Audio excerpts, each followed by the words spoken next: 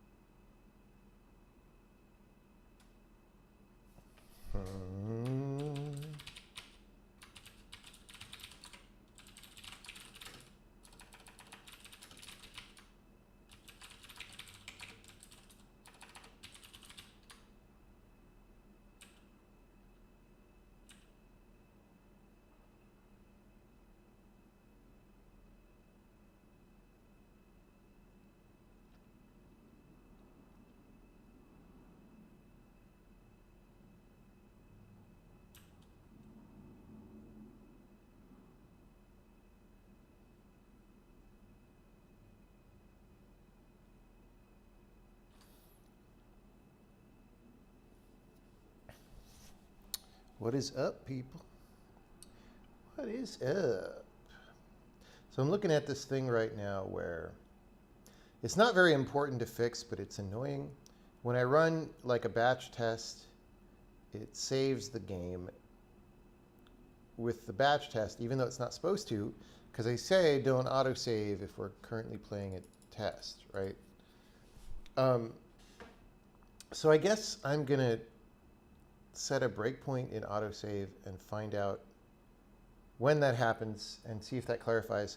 I obviously, when I make this level set thing that's full of the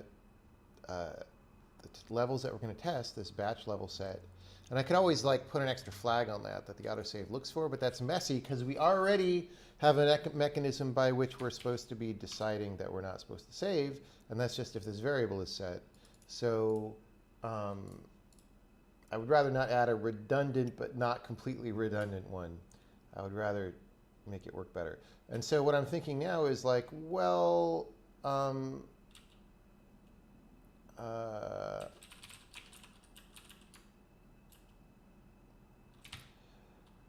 don't want to run an entire giant set of tests because that'll take a while, especially in debug build, as we found out last night. So I'm going to do a fakey thing where I'm going to reset the level names that we test, and I'm going to pick a couple.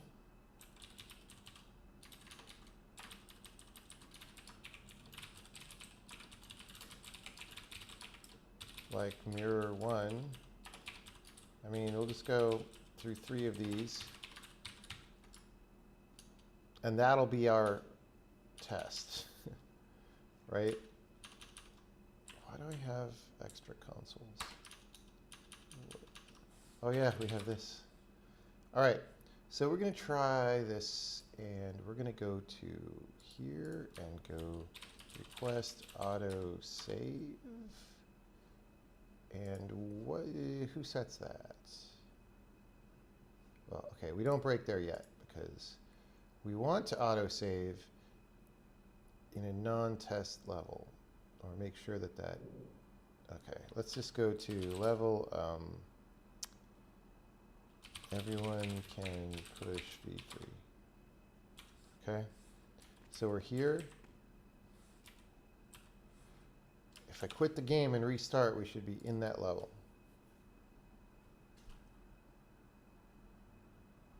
Okay, that's good. So now, I want to know when we autosave, and we're going to test.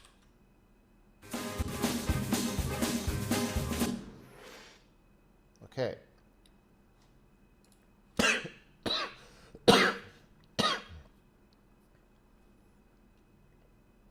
It's when the test is finished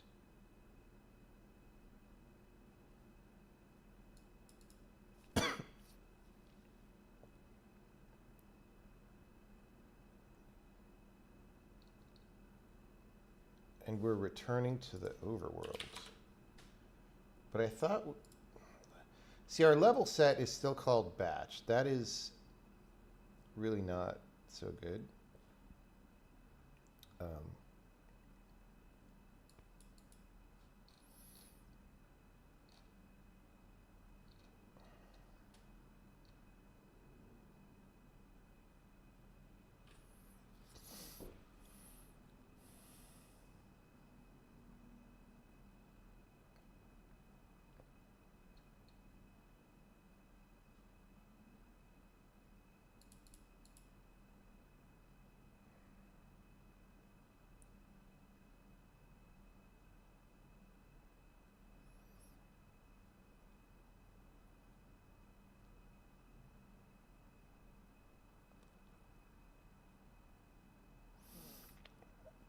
So what's happening is when we play back a test, we're turning off the test.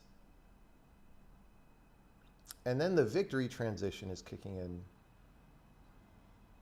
after, because that's a timed thing that happens later.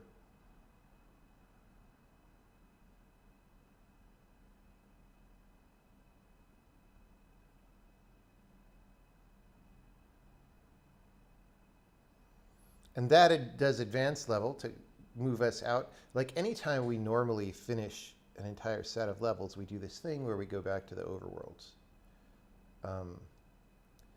So that is happening after we've turned off.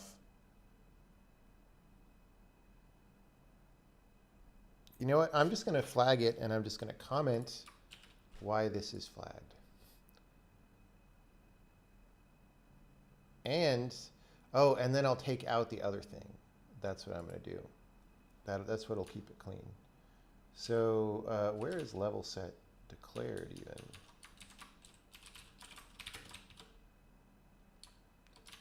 In level sets. Okay. Is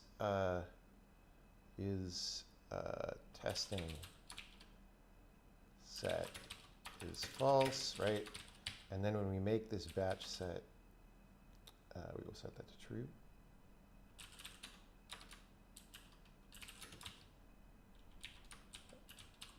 Batch level set,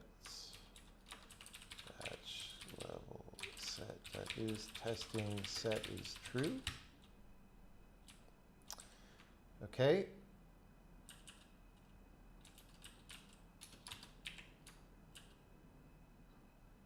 And then when we autosave, we say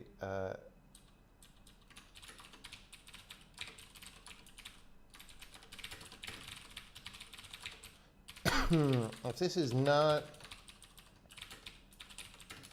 I think this should never happen.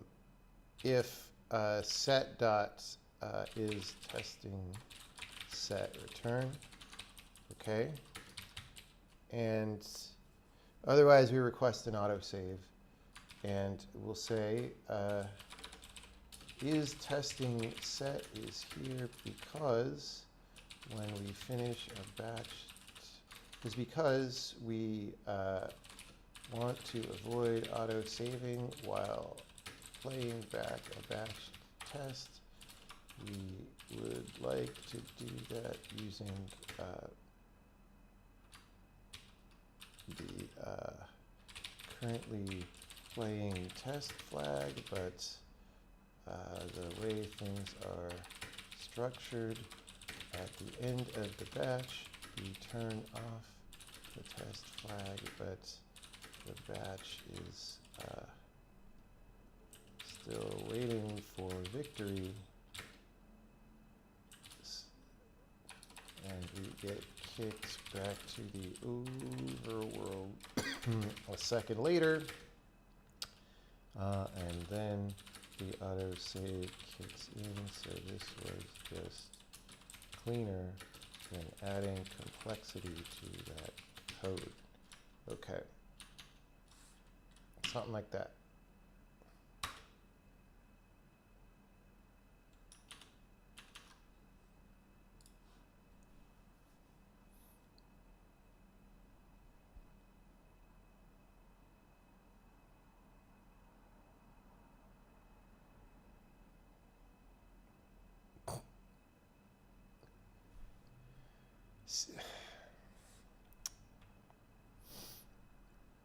All right. So, well, we're going to do this again. Let's, do we have our...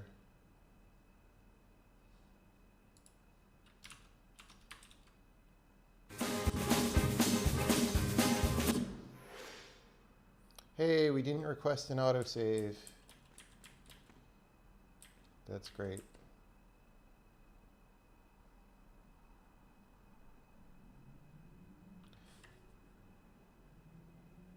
And of course, it puts us back here after the test, which I'm not that worried about, I guess.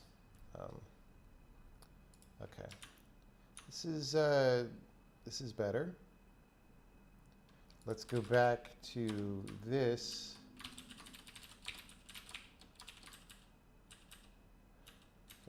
Delete this. I should have no check-in that, but I didn't. Make sure autosave still works, which it should.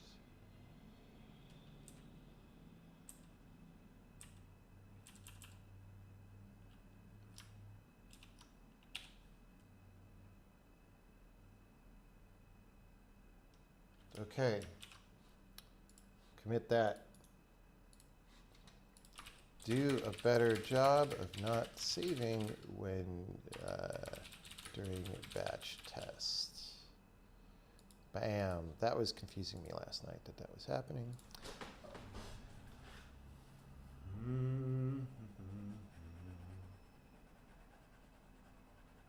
I don't know why anyone thinks that a console released by Microsoft is going to be good in the year 2020. Like they don't show a sign of knowing how to make anything good in terms of user level software. So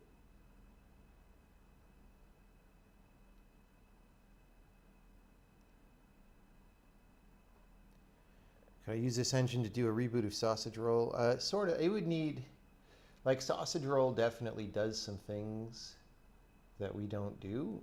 So there would have to be some programming, but you could do it. We're not going to do that because we're doing this. And Sausage Roll is closer, like it's already a 3D game. It got more people playing it than these other games, I suspect. So, you know, it's less useful to do a thing of that.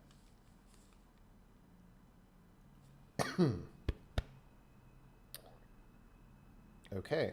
I think next.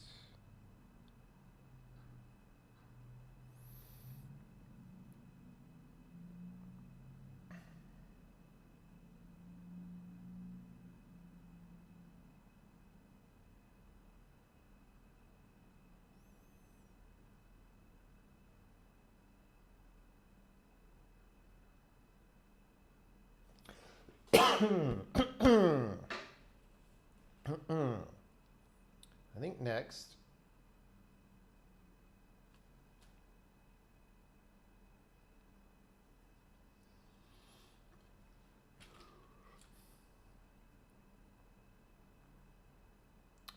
we want to start saving the fog state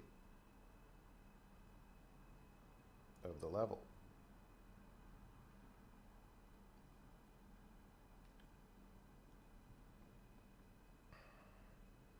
I think that would be fine.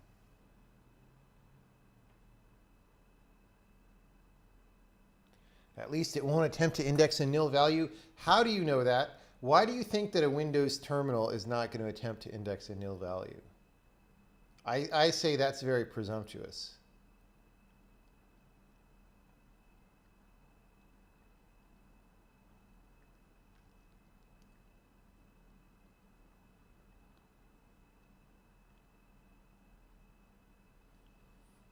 I don't know why you would want COM objects in your terminal. That doesn't make any sense to me. But I haven't watched the thing, so whatever.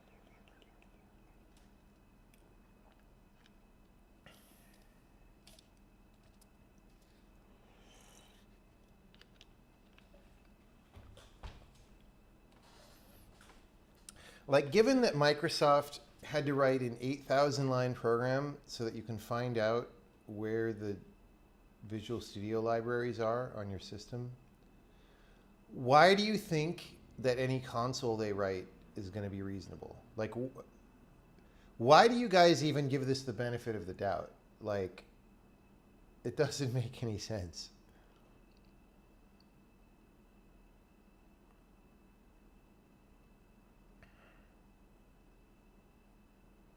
Because the trailer had pop music. Okay, that's a good reason.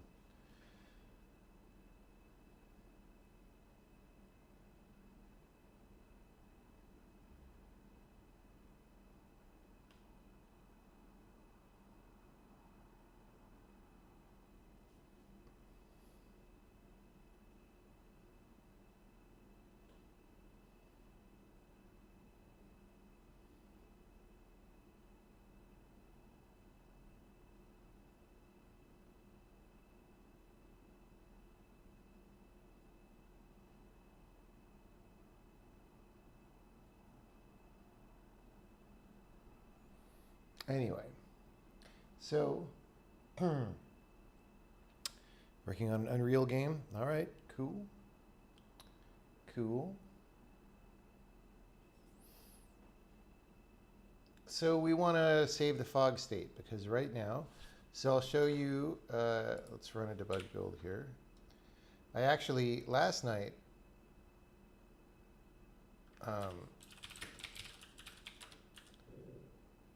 after the stream, I didn't go straight to bed. I went and fixed one more thing, which was the problem with, we ran into a serialization error playing back the test for this game.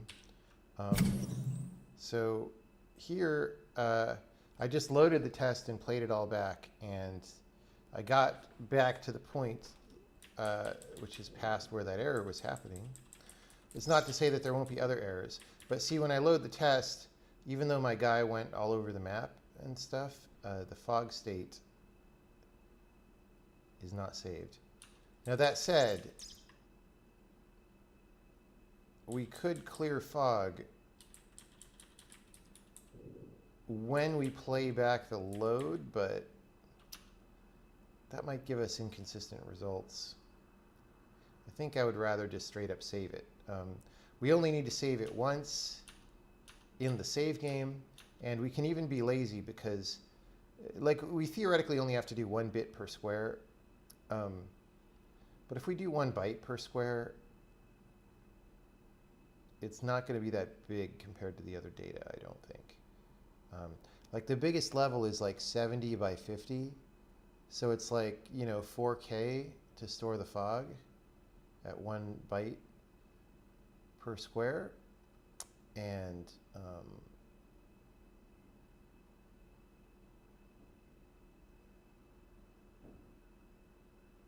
well, actually, maybe we just do it right. Maybe we just do it right. Like, we have this bit array thing.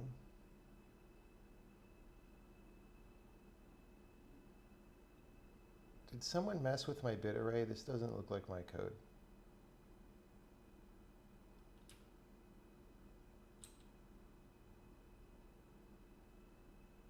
Why is it a U32?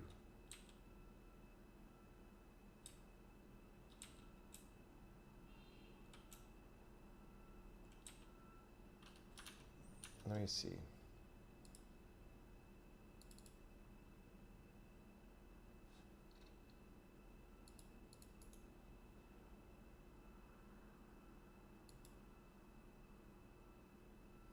Oh, I guess I never did bit array. And Ignacio ported it from Witness.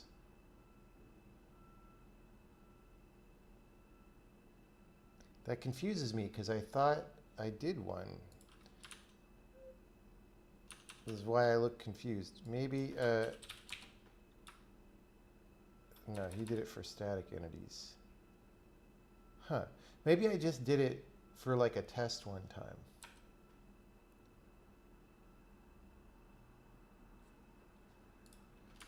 Okay.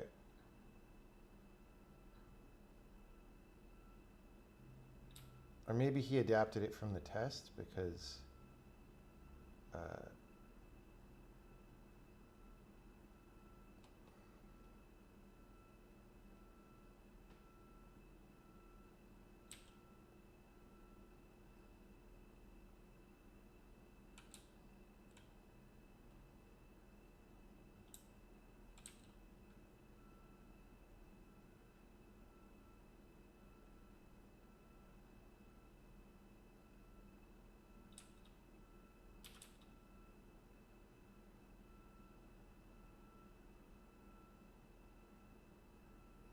so we just say init bit array with the count. You know what? We might as well do this.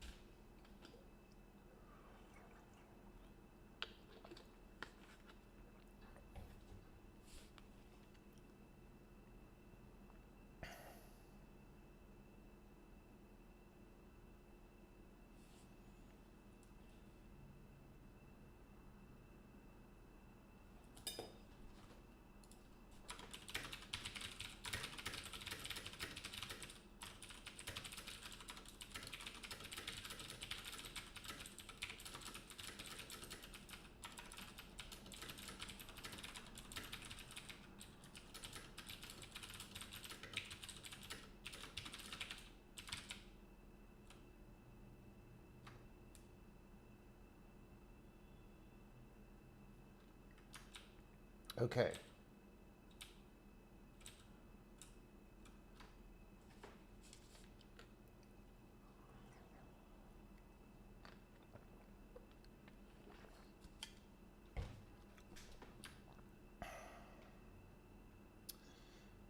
So I'm just going to do a bit array here when we save.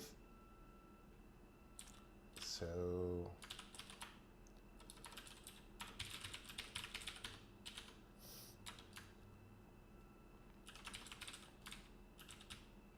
how do we know? We say fog present.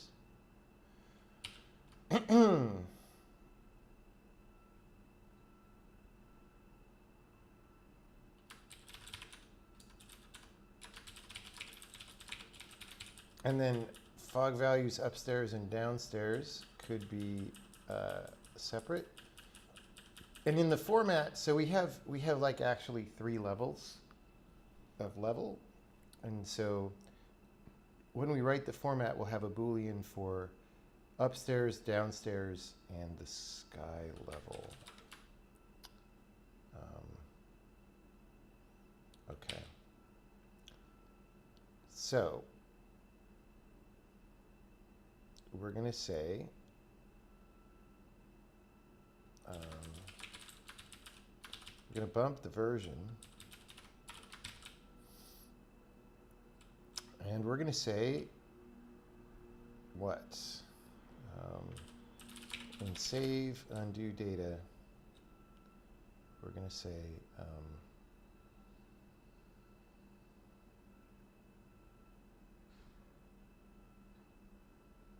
after the hero ID, save fog state, get ocean map manager. If ocean, we do something else.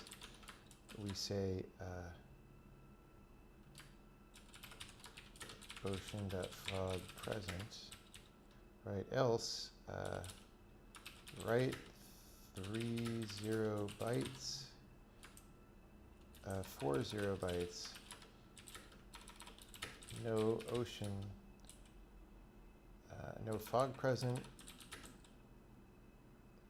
Actually, write 1 0 byte. Yeah.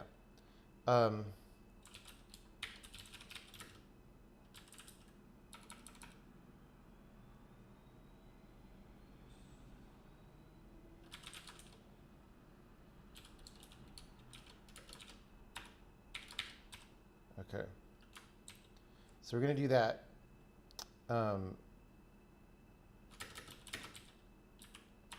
No fog present. Okay, if there is fog, then um,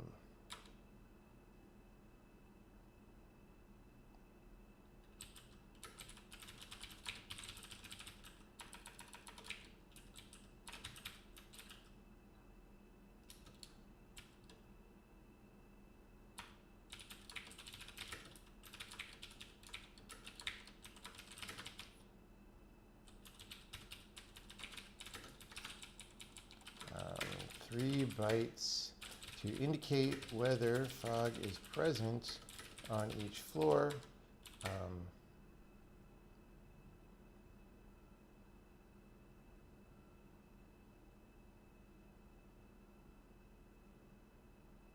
Actually, no. You know what? We'll just do this.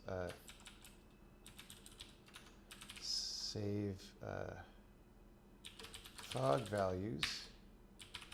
Fog values downstairs. Right.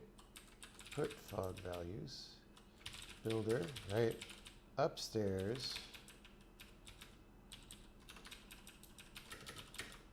This would be where the sky values go, but there is no such thing yet. Just put a 0 to indicate no fog present. Actually, you know what we could even do?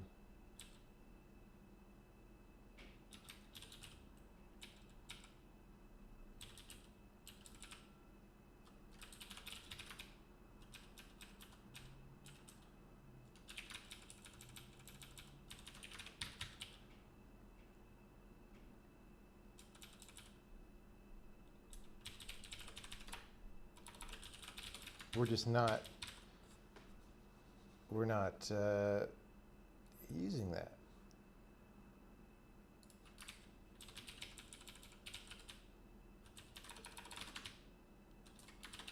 Okay. So if there's fog present, we put a 1 so that we know there's fog present. And then we put the values, otherwise we put a 0. And put fog values. We want to save 1 bit per thing.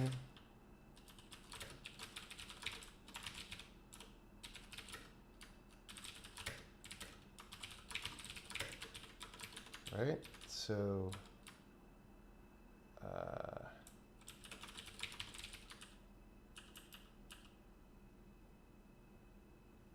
fog value is float. Wait, really?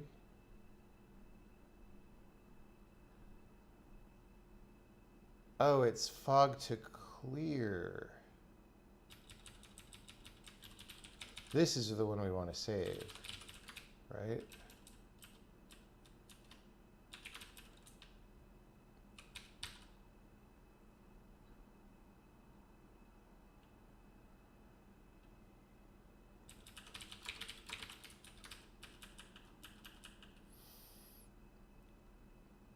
Fog clearing state.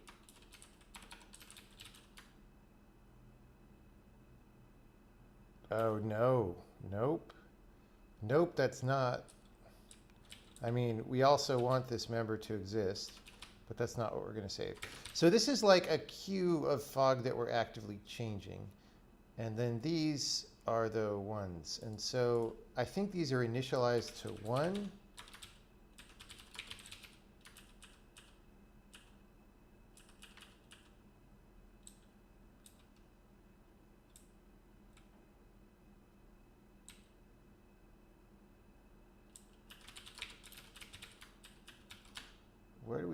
clear those.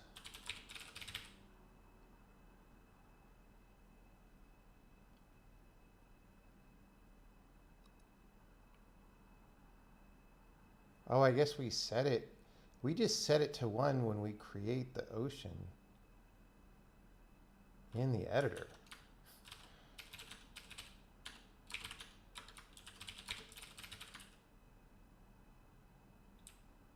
Yeah. And then we just save it out. Okay, I get it.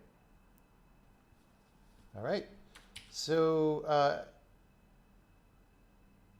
if it's less than 1, then we put a 0 bit. Otherwise, we put a 1 bit.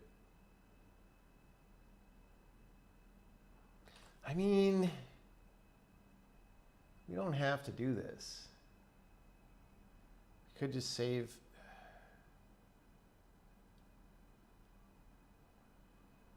the frickin' array instead of a bit field.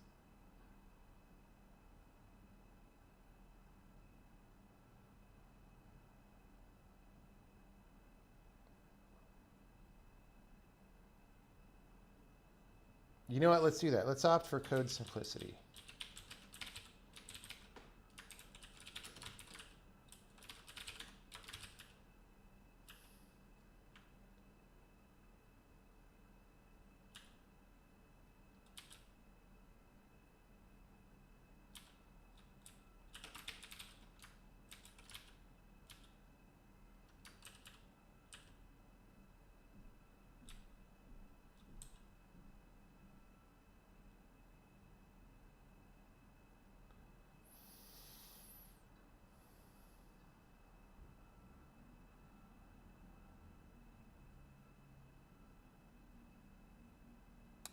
Okay, never mind. We don't do it anyway. All right.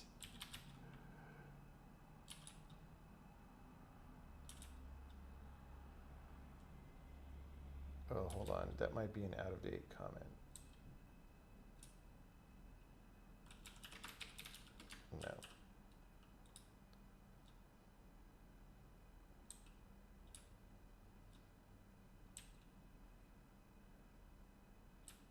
Yeah, we don't really serialize arrays right now. So if we did that, we could like automatically do that, but we're not gonna. So I'm gonna go bits is a bit array, init bit array, values.count. Oh no, what? Bro, what? This is very, yeah, this is not okay.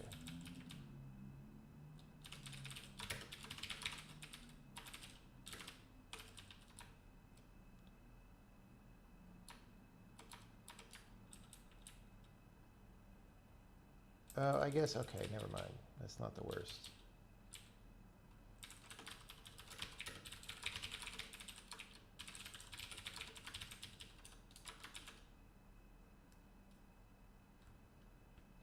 So clear all bits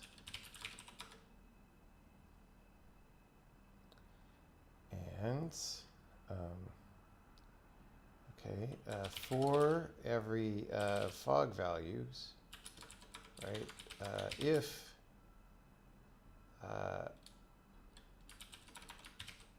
it is less than 1, or no, we'll set all bits. If it is less than 1, clear bit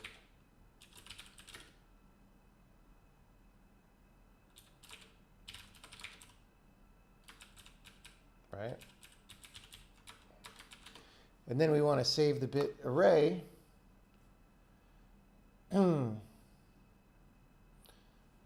So we're going to save a 4-byte count.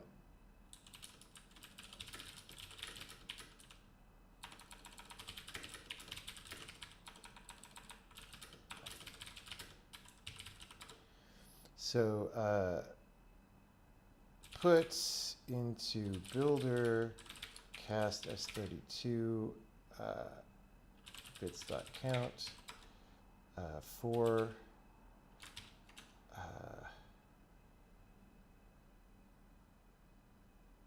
or no, bits dot slots dot count, right?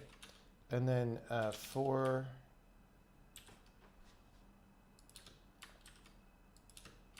I just like having a space there. For bits dot slots, put builder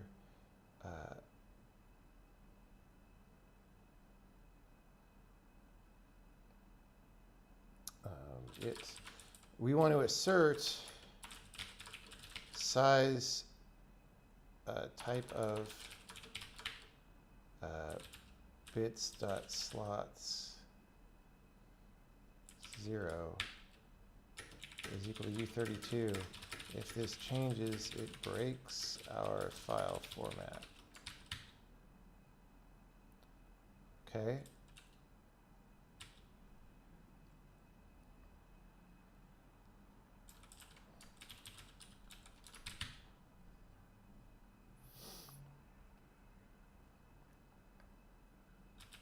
And then we got to free our bit array.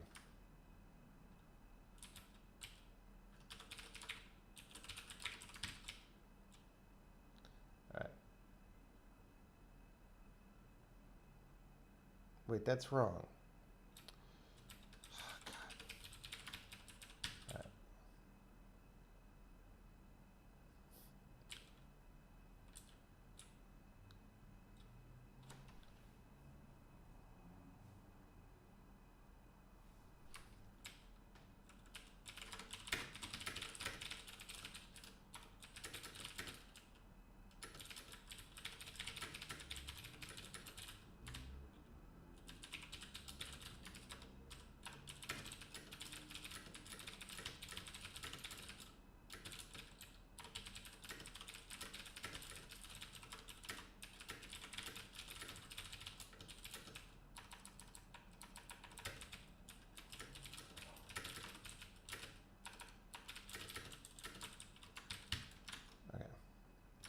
So,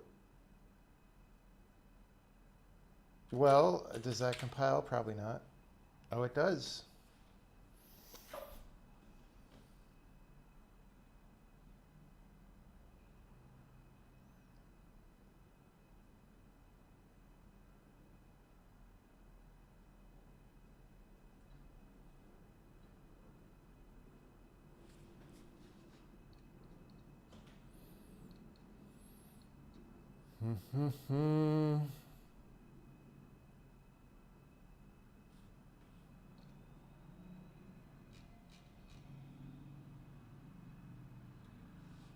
So,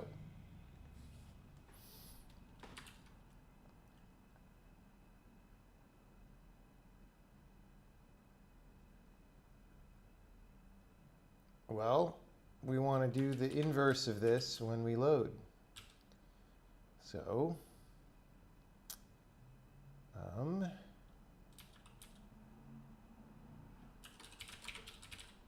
and we also have a format issue now, because this is version 5. So we only want to load the fog state if version is greater than or equal to 5. Load fog state.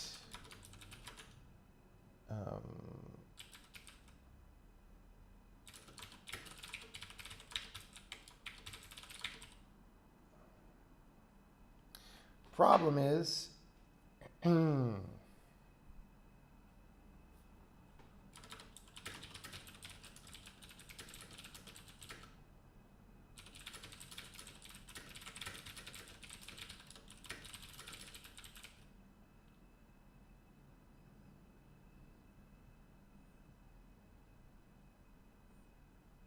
we'll do it. Okay, so fog is present. U8 get from S, fog is present. If fog is present, then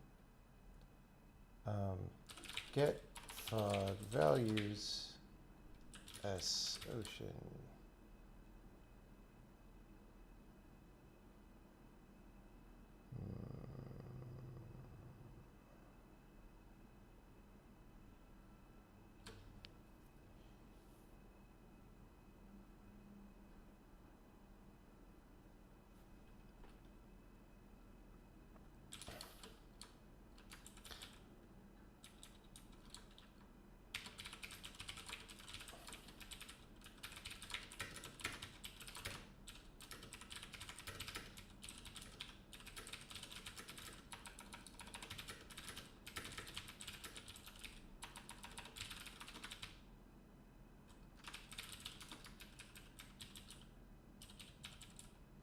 So downstairs, upstairs, ground. We're going to rename downstairs and upstairs later. Rename fog values downstairs. That's going on the piece of paper. So, yeah.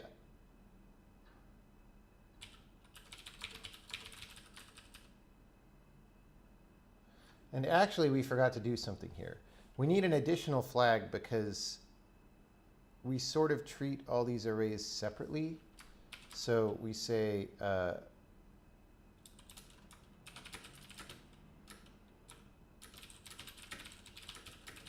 whether this fog array exists or not.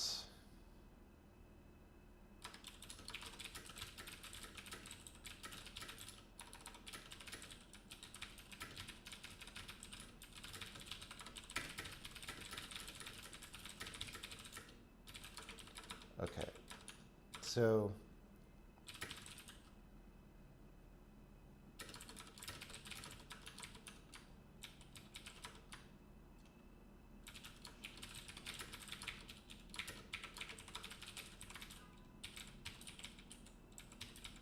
okay, that's how we know if this individual array is there. All right. Forget fog values. Oh. S is a string. Ocean is an ocean map. And array is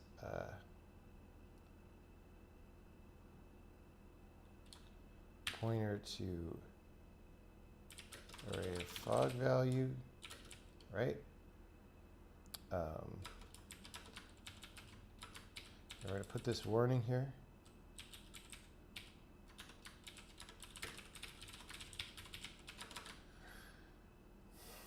And, okay, well, first we get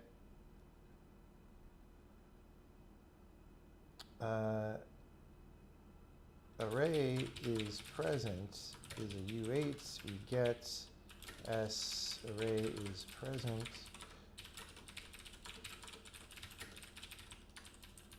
No data to load. Otherwise,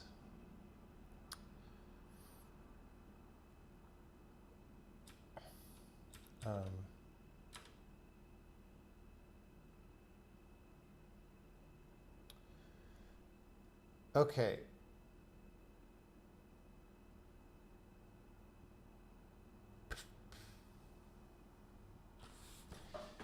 When we save the fog, I opted to save the number of fields in the bit fields, which is not actually what we need. We need the actual number of fog values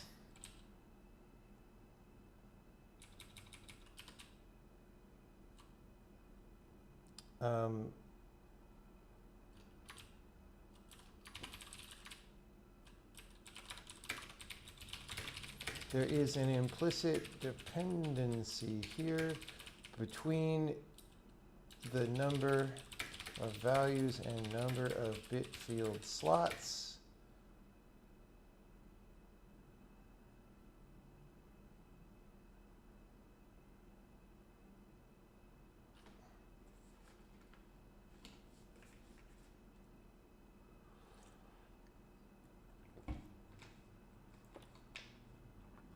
When loading, we read the number of values and then use that to init a bit field, and from that decide how many slots to read. That needs to match this. Whatever. Okay, so S32 count S32, get S start count, and then bits is init bit array count, and then well, at the end we'll d'init that, but in the meantime we will say for whatever bits.slots get s hit. Okay, and then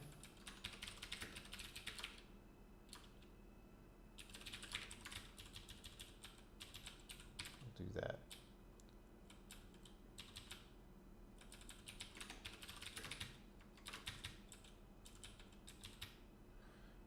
So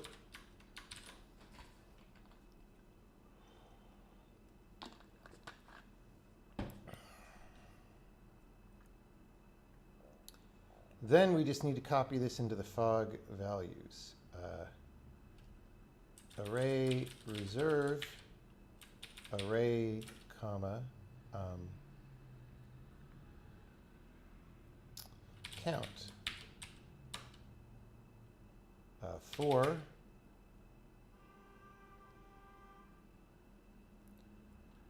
zero to count -1, if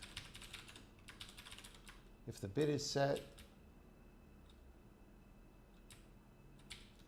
if is bit set, array or bits,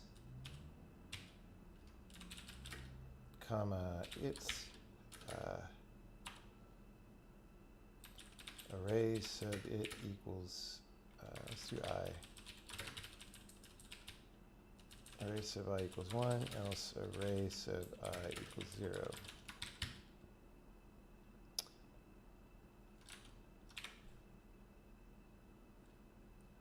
Didn't capitalize correctly. Hope somebody caught that in chat. Array reserve. Oh, yeah. Let's make sure. Yeah, these are not expando arrays. So we're going to go. We're going to say values is an expando array of fog value.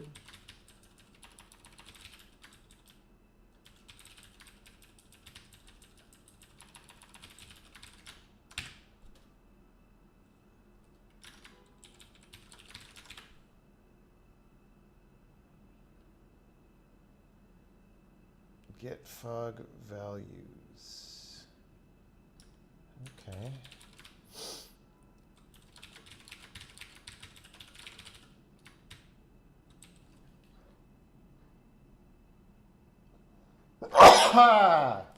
Okay. Down here, we're going to say if ocean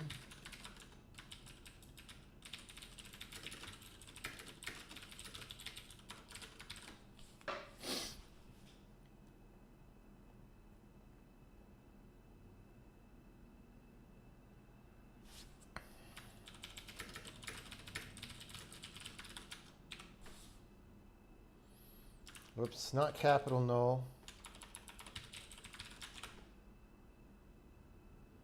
All right, is this going to work? Who knows? Let's let's copy our save game because we may be about to totally destroy it. I did bump the version number correctly, yes.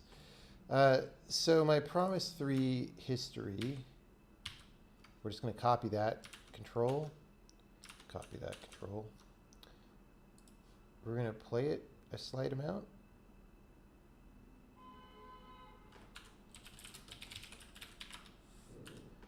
Actually,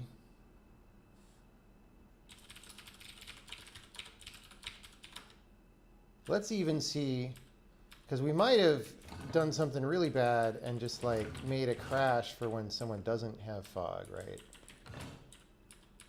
That would not be the most ridiculous thing we ever heard. So we're going to go there, and then we're going to save that.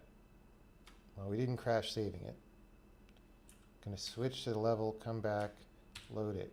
Okay. That worked, except our character is not animated. That's weird.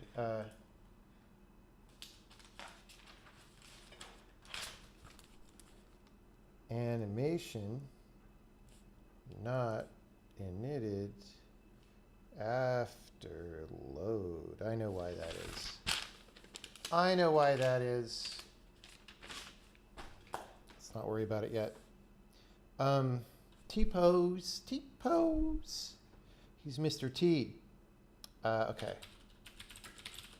So what I want to do here is I'm going to load our thing. I'm just going to go on a couple of screens to get some fog clearance. The fog clearance, right? And then I'm going to save.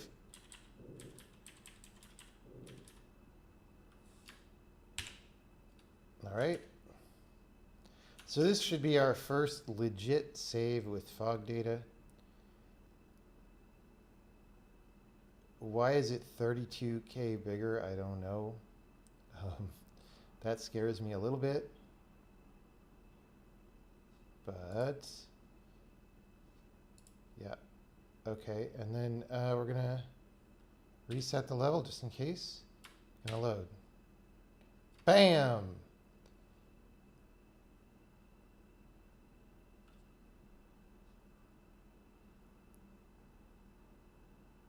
Okay. Oh, because okay, our count is wrong here. See, this count, again, this count is the number of bits. Oh. No, this should be okay. What's going on? Bits has 12 slots, or 18 slots, right? I is 0. Why is, oh, values. Okay. Okay, see, I did array reserve. Array reserve doesn't actually make the array have that many elements. It just says it has the memory. So if I say resize,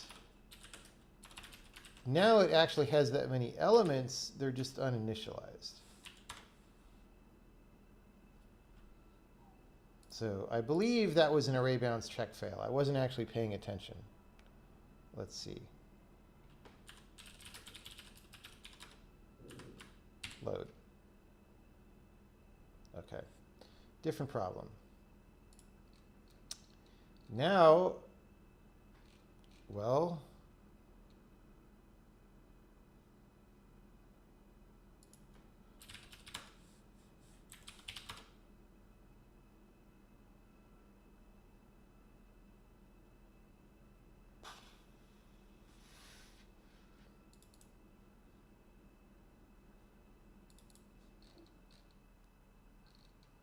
okay.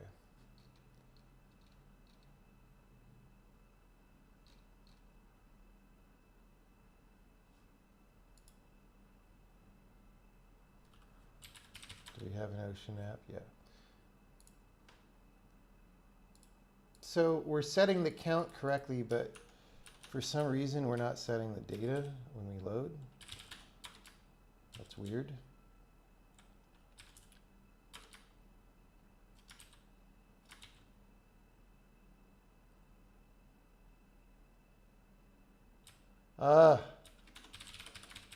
Duh, of course, if I set array.data to be null, array.data will be null later. That's how that works. I don't know if you guys knew that. That's how that works.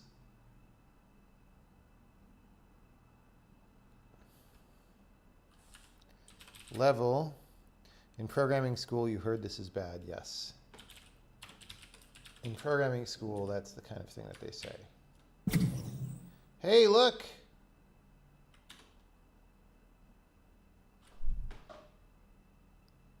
We loaded and our fog is correctly cleared. How awesome is that? Let's play some more. We'll play some more. We'll go downstairs. Uh-oh. I don't like... Okay, that... See, okay. There's definitely a...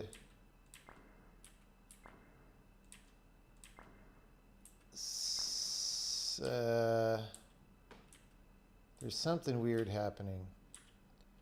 See, like, how... Like, I just shouldn't be able to walk a square from here. So somehow we messed things up.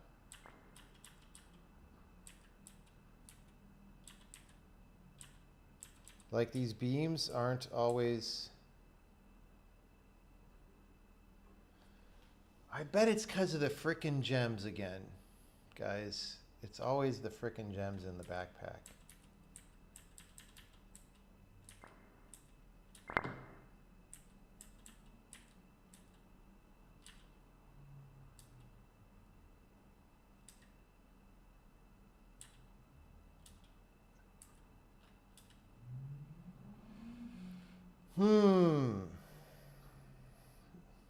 Well, never mind. This has to get debugged or I won't really be able to play.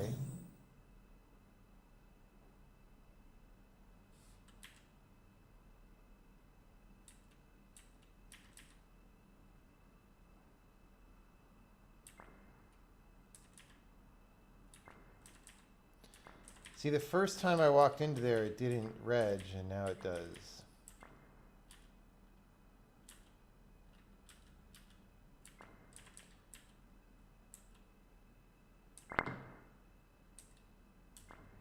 It's like the first time I occupy any one of these squares.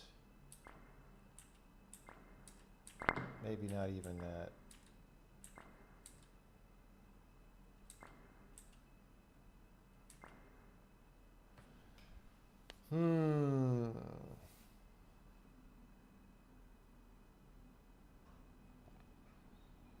It is very mysterious.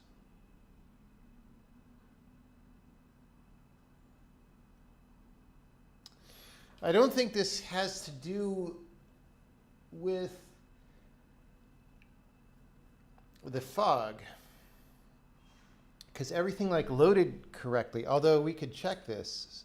So here's what I could do, is I could go copy our new thing.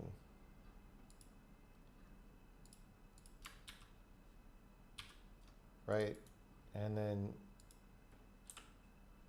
make the old thing the new thing. And then just see if that weird behavior happens there. So, well, maybe we don't load correctly.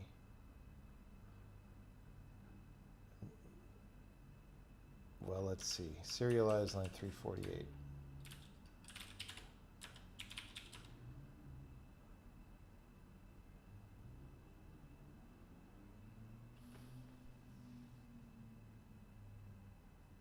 That's weird.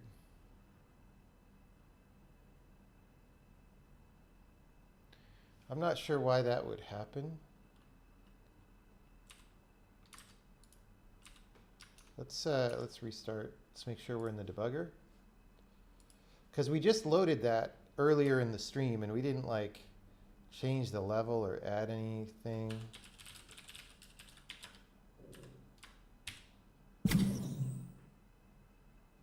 Okay. So that still loads. So loading the other one caused some badness to happen that then didn't go away on reset. I'm not, we're going to have to investigate. But like here, okay, no, here I'm having the same issue. So it actually wasn't about fog at all. It's just that I didn't notice that this was happening.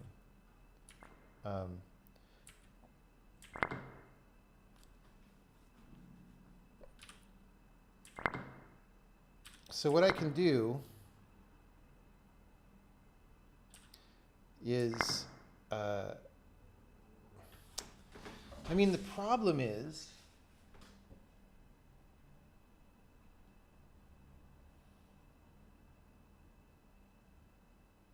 so I want to break in beam scan, and I just want to know, hey, beam scan, why are you not hitting the player?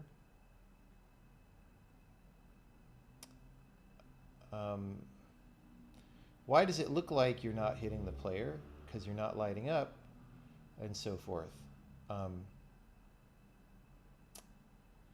So to do that, there's a lot of beams on the level is the problem. So we kind of want to know which one. So we want to do beam scan for this one, 1-327. All right. So we're going to go there. Like after we move, we do this post-move reevaluate thing, which rescans all the beams, I think. So we're going to go to there, and we're going to look for beam scan, do one beam. Actually, before do one beam,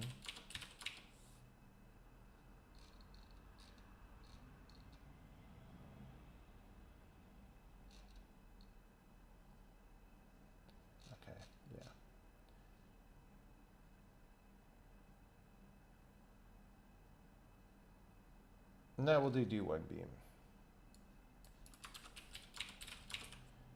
Okay. Bam. Right? Bam.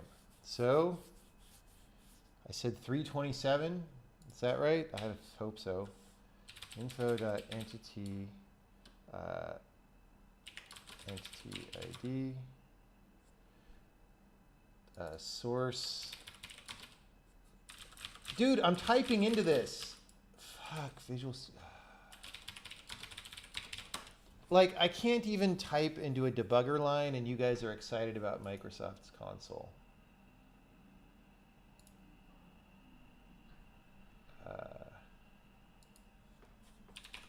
So I'm looking for OX147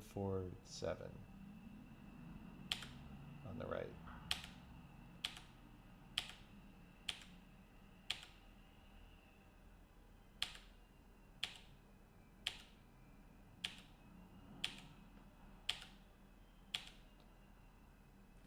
I should put this breakpoint here because most of these aren't powered.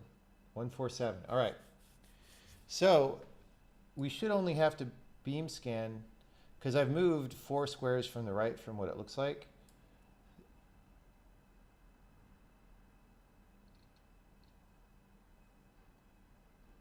I mean, maybe we're just not finding the player in the collision grid. I don't know.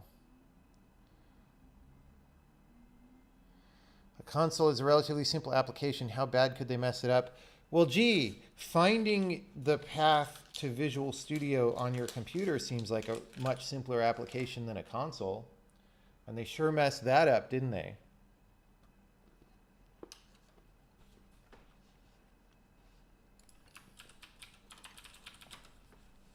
Let me ask you this.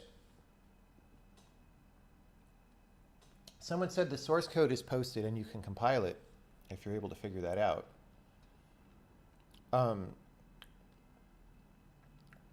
How many lines of code is that console? Let me just ask you that.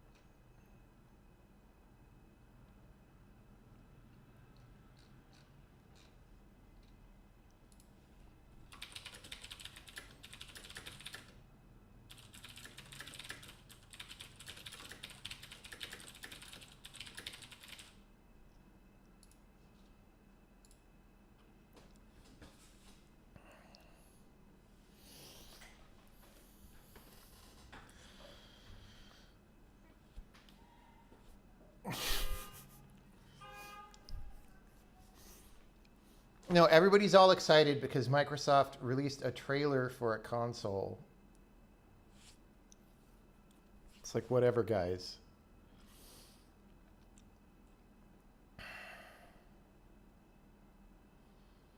Okay, so, well, console endgame. You know what? After we fix this problem, I think we're officially at infinity -3 war. Maybe. We'll see. We'll see how we feel about it.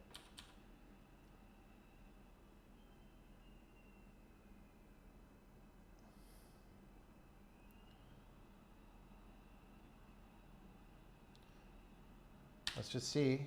Let's see if it shows up in this array. Hit entities locally. 1. What entity is it?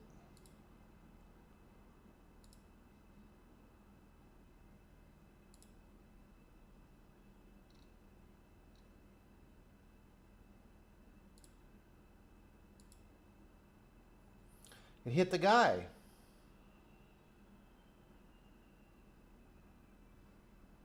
Okay. We hit the guy.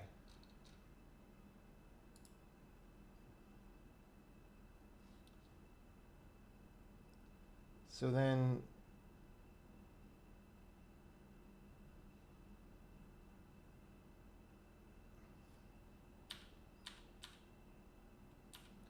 all right.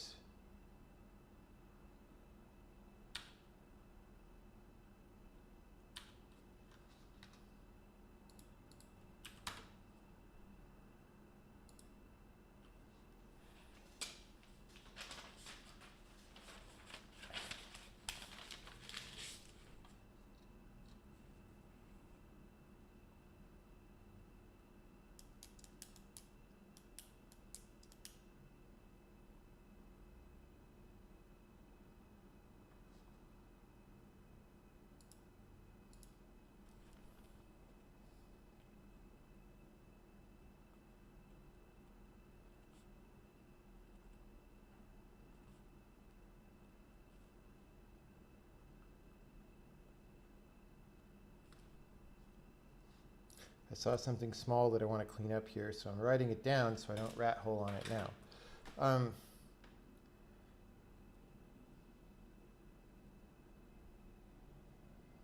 Number of life forms powered plus equals 1.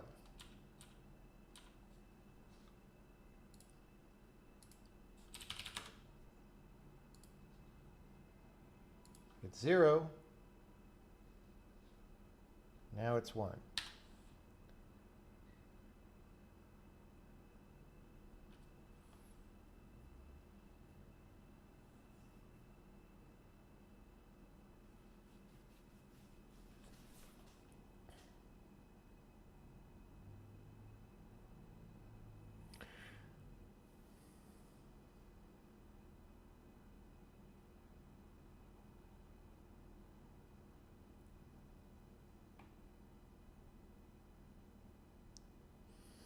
Is that getting reset somehow? Like what?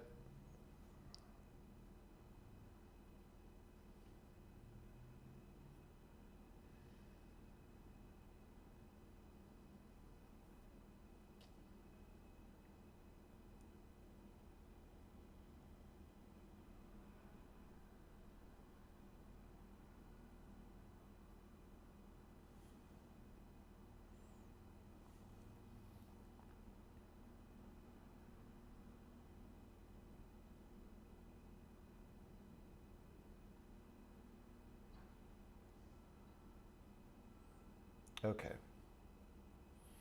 So I have multiple weird problems. Like if I try to F5 to continue to see if we scan again, which is my first suspicion about why this would fail.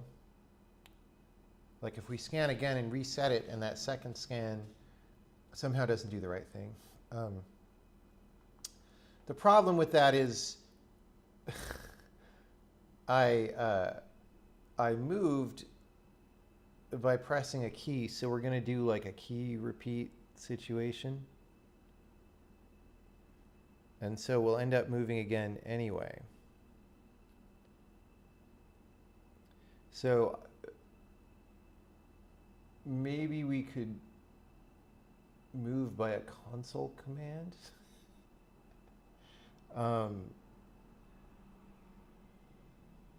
I'm trying to figure out, or maybe I just intercept the next move and like skip it.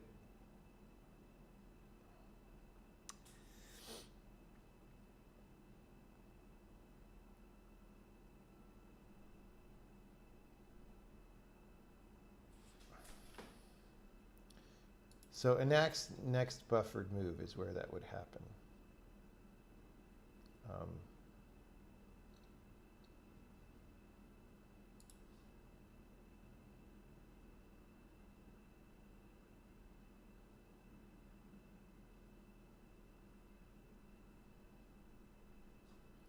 So let's see what happens.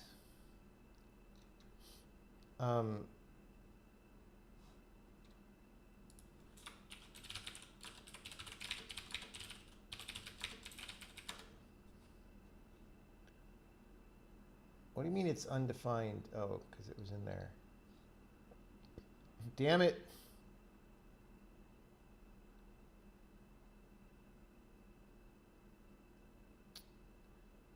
Well, this also affects the guy. So colors.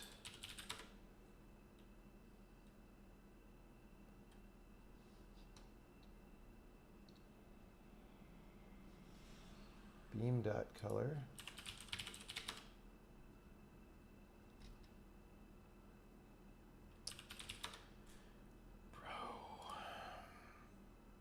Beam arrow color. So we're going to say colors sub 3, right?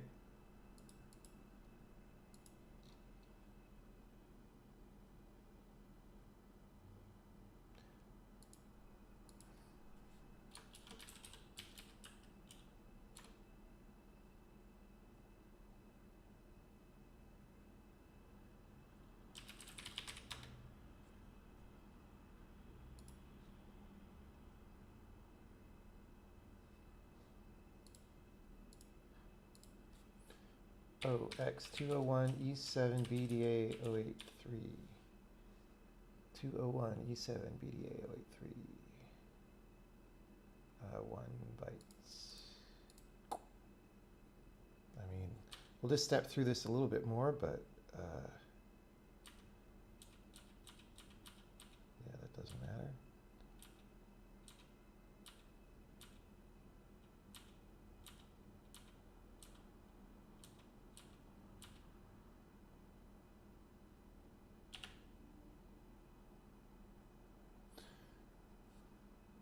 And then we're in do one beam for a different beam.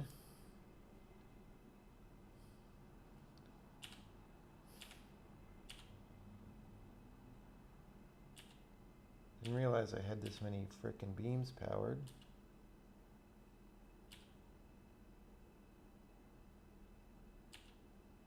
Oh, that's the dragon.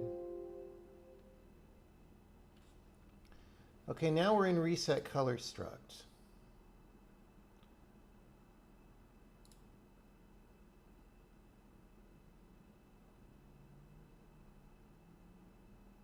Wait, what?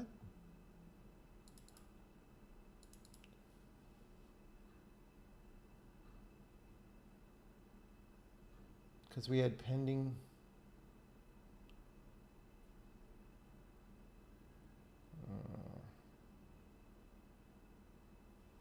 Pending physical moves. Do I think programming made you a smarter person, isn't a better problem solver? Well, compared to what? Because if I wasn't programming, I would have spent my time doing something else. What is that other thing?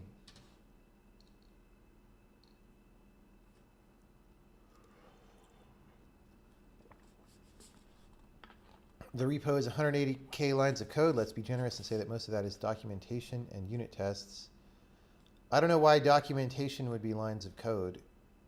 But like, okay, here's the thing. You're pretending like unit tests don't count, but they totally count.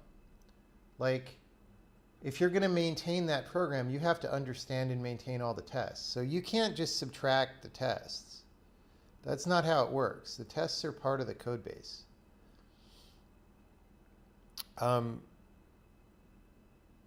And you're picking that 80% as a random number. I don't think I believe that.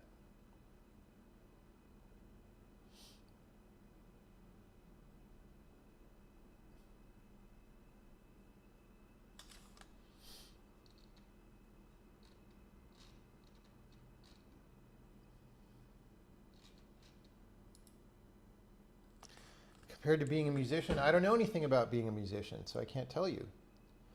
And if I was a musician, I'd probably be a different musician than any other individual person who is a musician, right? Some musicians are really smart. Some are not that smart. So, you know, it's a little bit of an ill-formed question, in my opinion. Within reason, lines of code is a weak indicator of complexity. It's not that weak. I mean, it's not exact, but it's not that weak, honestly.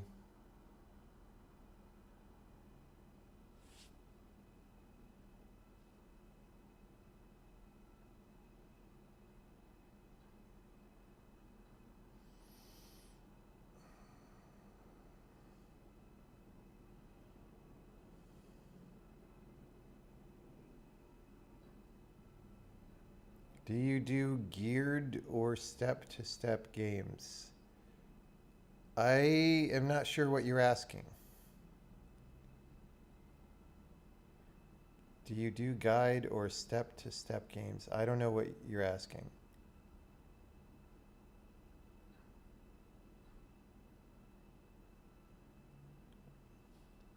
I literally don't understand the question.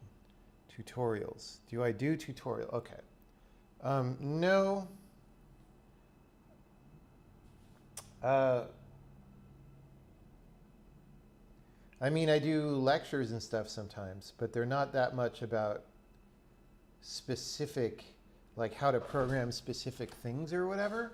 I mean, I have some stuff like that, but it's really old at this point and probably not relevant.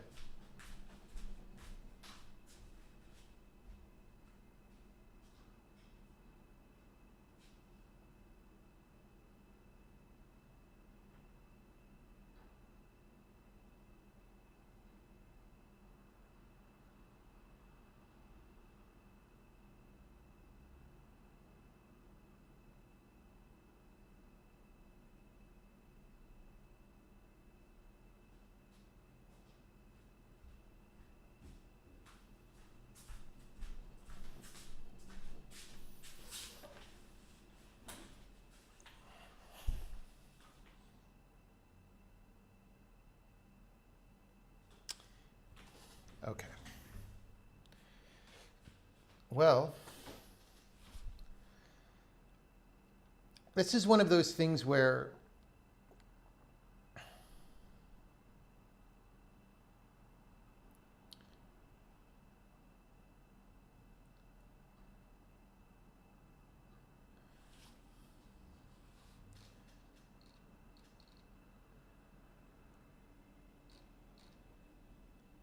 I wish. So this thing is a little bit complicated that we're in, and I'm not sure what just happened about how we're back here. I'm not sure if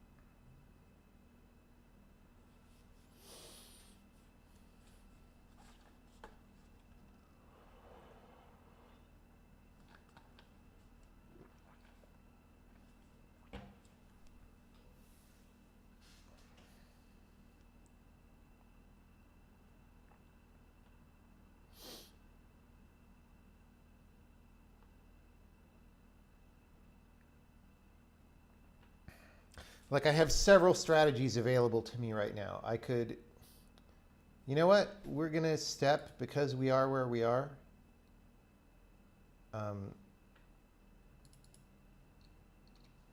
Is our breakpoint still in do one beam? Oh, look at all our invalid parameter breakpoints. Let's get rid of those.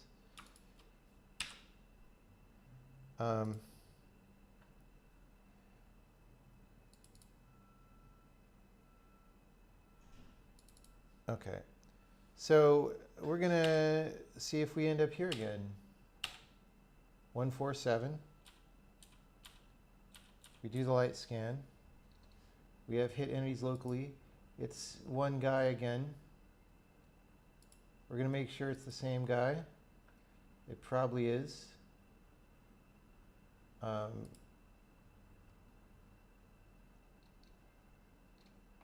Mesh. Resource name. Yep. So we hit the player again. And so this colors array, which is the array of what is affecting him, it has been reset, as we saw, but now it'll get set back to 1. So we hit our data breakpoint right here, which is where we expect to. So I'm just going to continue again. Actually,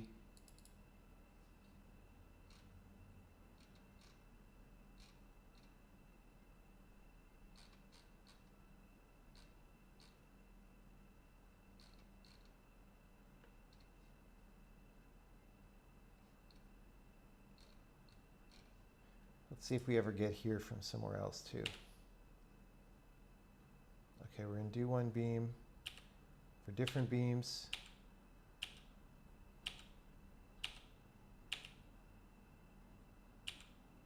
Dragon. Okay.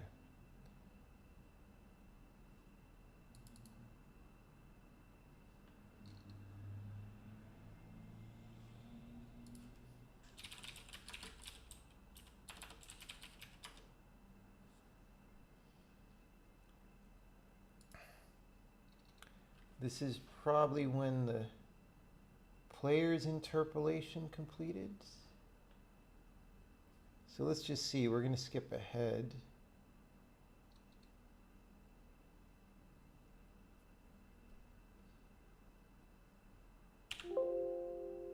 That's the reset.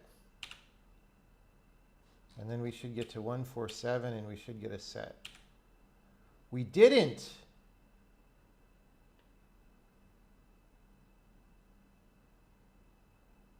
Okay. That tells us.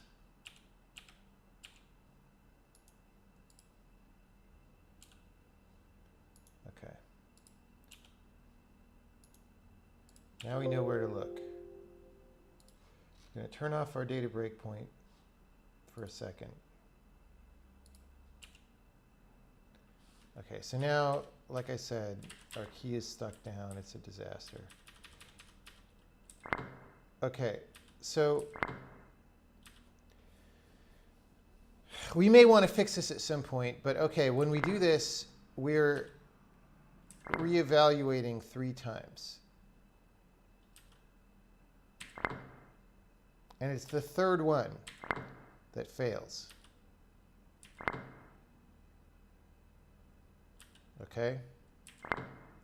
So actually, we'll put our do one beam breakpoint back, and instead of stepping through the whole time, we're going to say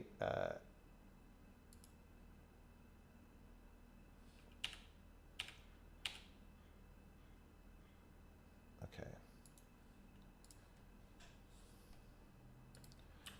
source entity ID is equal to 0x0010047.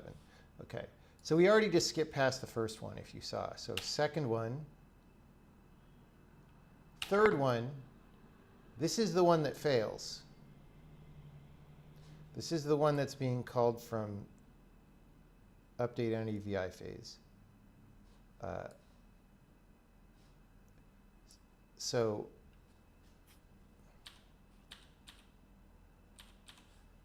I assume we just don't get the player and hit entities locally. No. Okay, well. Actually, you know what? I don't know if there's going to be any state that is messed up by that. So let's try this again.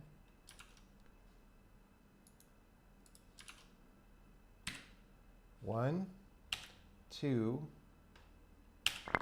three. It's the one after the sound effect plays. Okay, so why would we be missing the player? Is he like not in the grid? But if he's not in the grid, like, so the thing is, this is something that started happening after we reloaded the level. Like, this didn't happen. I mean, maybe this is a weird bug that doesn't have anything to do with loading, and loading just happened to exhibit it and trigger it. That's possible. Okay, so light scan.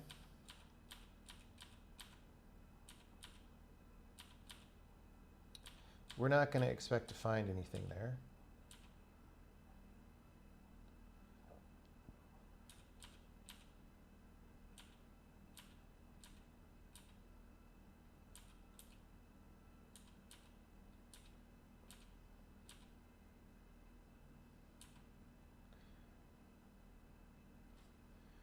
What would we have found? That's one block left of the player. It's probably a wall.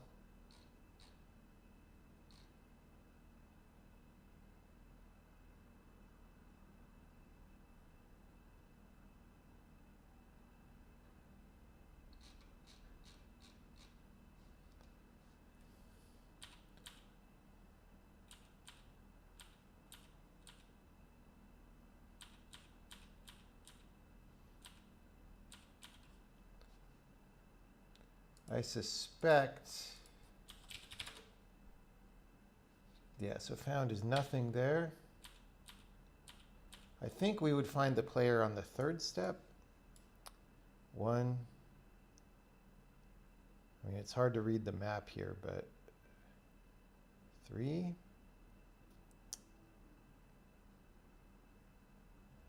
Third or fourth step. Okay, let's just see.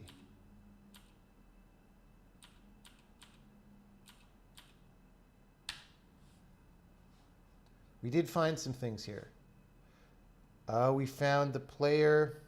I bet we found a gem, and the gem is stopping the beam. I bet we did.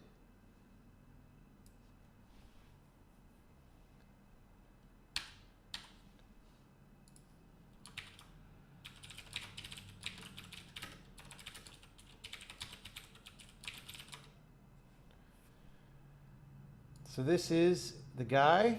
That's fine.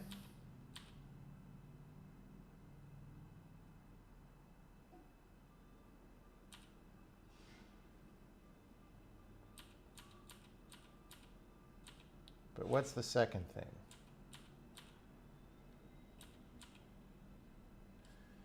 It is the gem.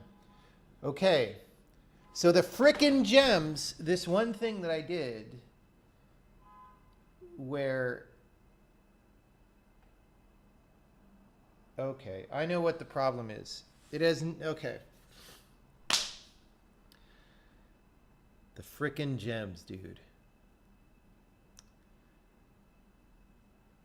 So when you put gems in your backpack, we do this thing where we remove them from the the proximity grid, which is how we scan through the level, okay, to know where things are.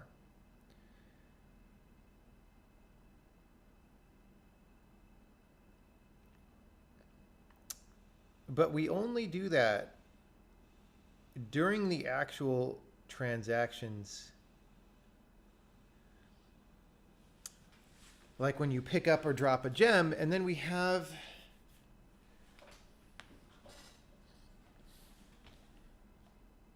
a little thing in the undo where we do that, but I bet it doesn't do that in the redo.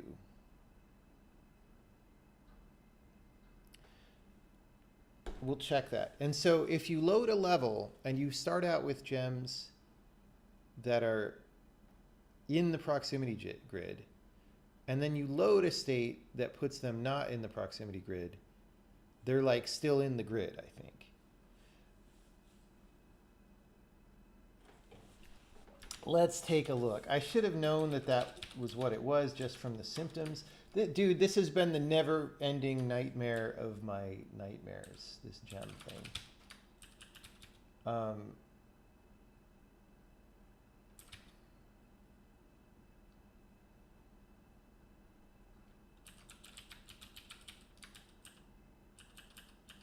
Where does this even happen? Because I changed it a couple times.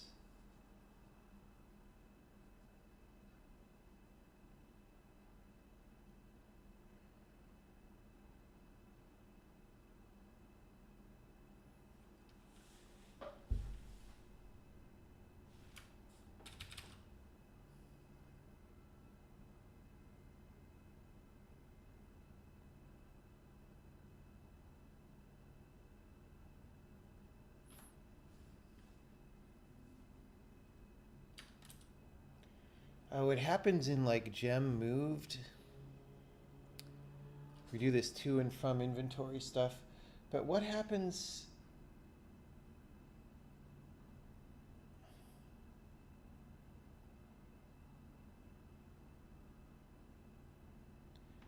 Okay, in post undo reevaluate, we're going to do it here.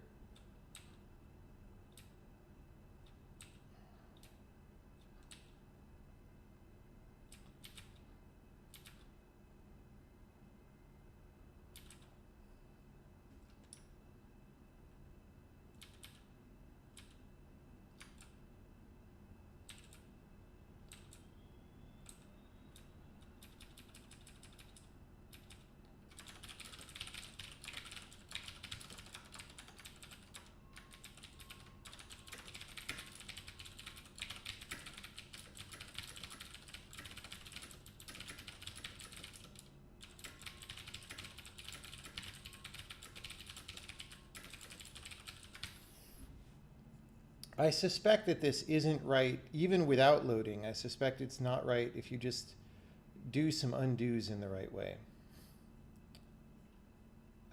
So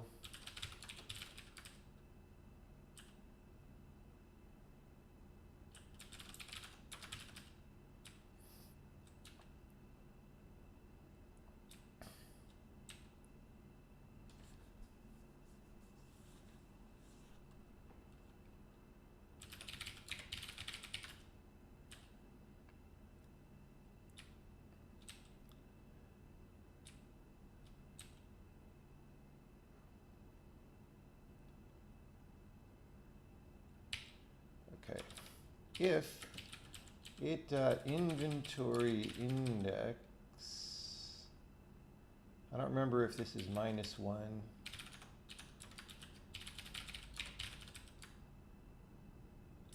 Yeah. If it's in your inventory,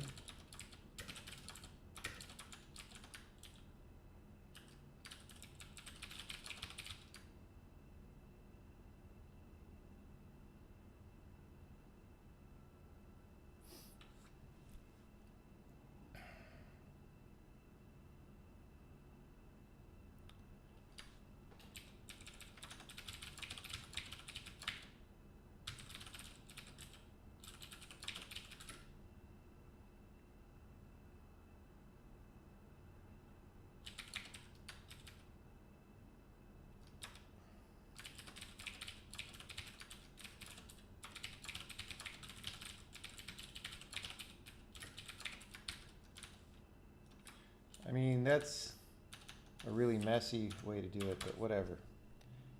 We want it to work right now.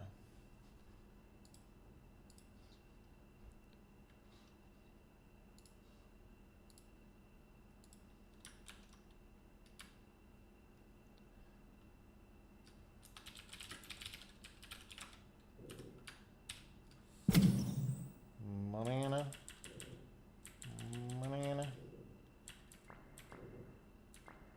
Hey, look, the beams are acting like I want. Hey.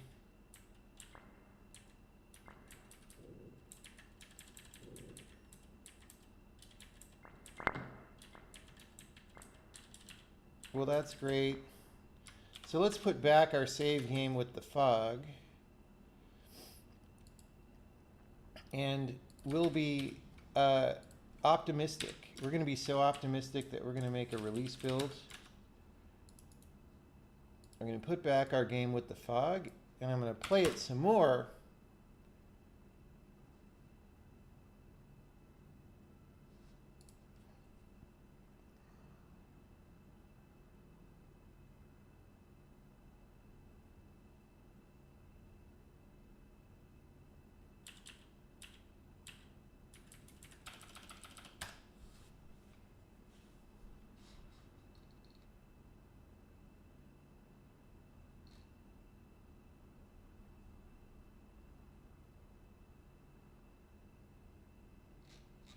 All right.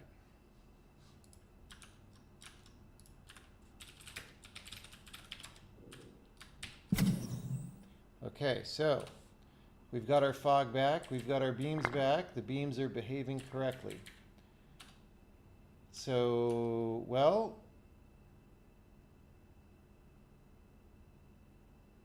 although,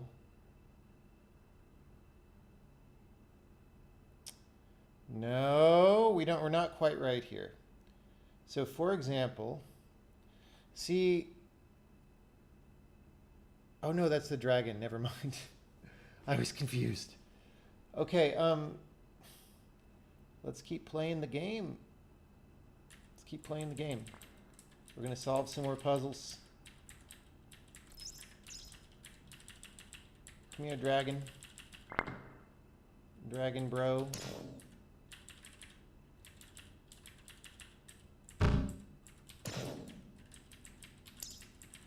Okay. Whoops. Dragon bro. I kind of want to turn that beam off now.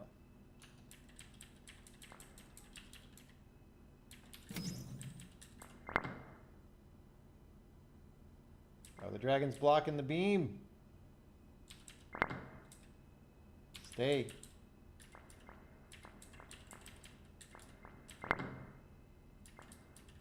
Oh, geez. To turn this one off, I can't do it with this one. I have to have my other escape beam. This is good. The design of this game is really good, man. That's all I'm saying. All right, so shut that down. Get out. Now, I've got like 5. I need like 12 frickin' gems. 6, 7, 8, 9. I need 3 more. Okay, so I got to get those 2 up there with all the rocks. Which means I need, if I remember,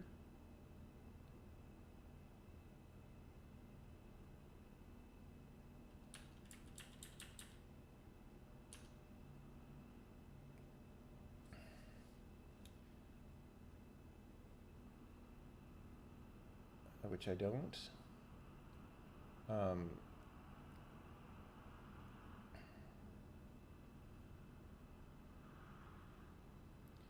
I need to smash that rock up to my north.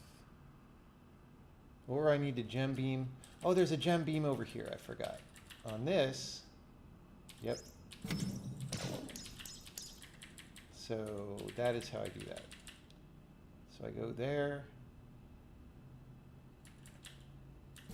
and then I do that, and then smash, Then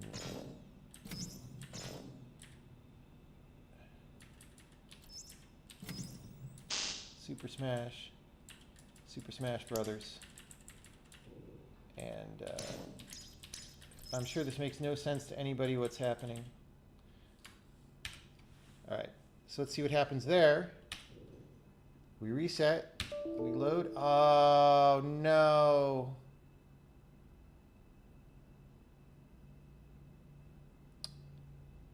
I hosed our data too, man.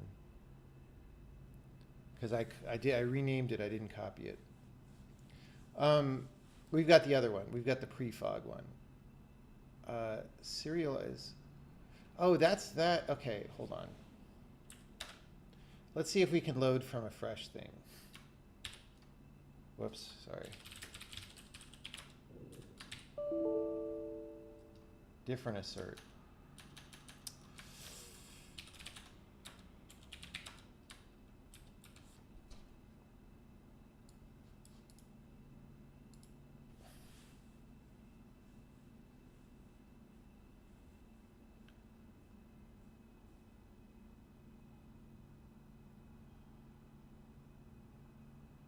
Wait, what?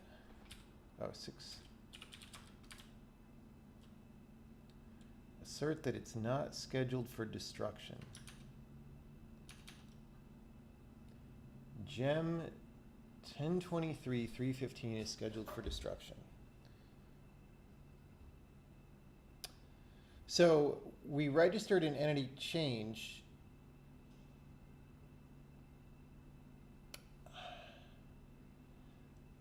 I think this is legit that this can happen.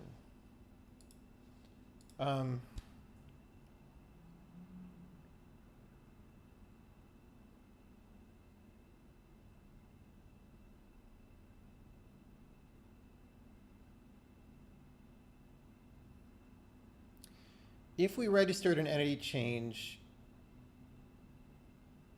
we would have also registered a destroy. So I think, like, we've restructured a few things about how this playback happens, and I think this is no longer true.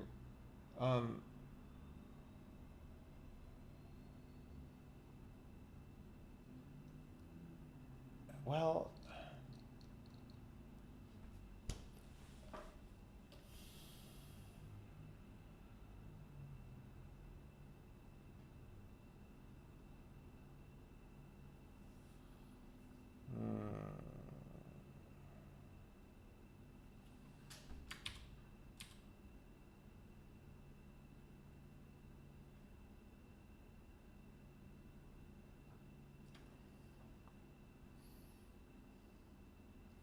if it's scheduled for destruction, I think the only way that can happen is if we're playing back a destroy and a change in the same undo frame. Let's try loading this in a debug build. I feel like, I'm not sure why that would happen, but if it does, it should be avoidable because the destroy is earlier in the array than the change, right? Let's see. Let's see if it even makes sense. It could be something, could be some more diabolical problem. All right. So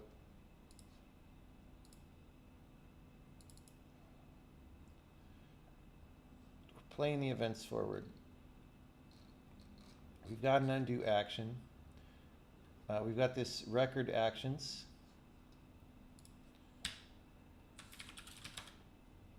We've got 16 of them. And our current index is 15. So I bet there's a destroy in here. No, it's all changes.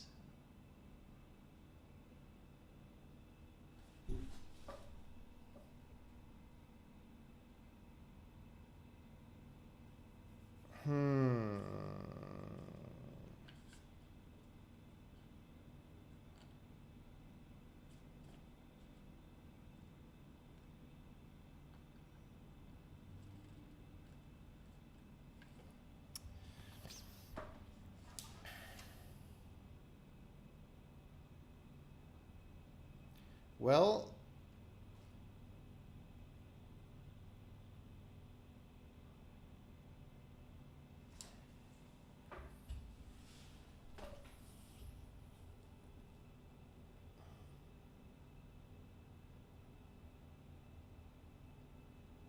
so one thing is we shouldn't be seeing that entity.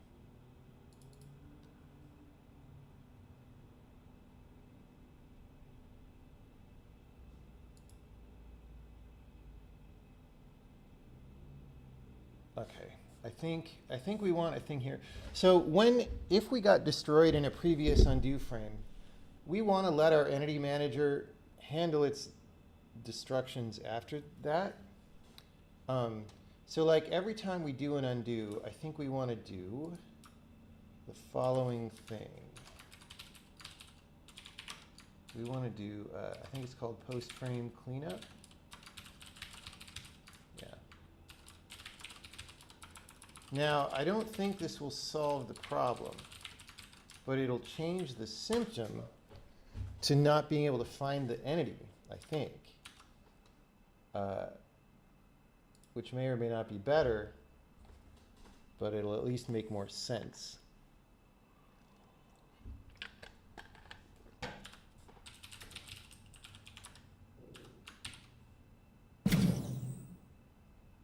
No, it just fixed the problem.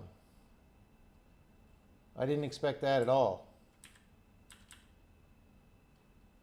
All right, we're back. I suspect then if that fixed the problem, well, yeah, there's reasons why that could be, I guess. All right, let's make a release build and we'll keep playing.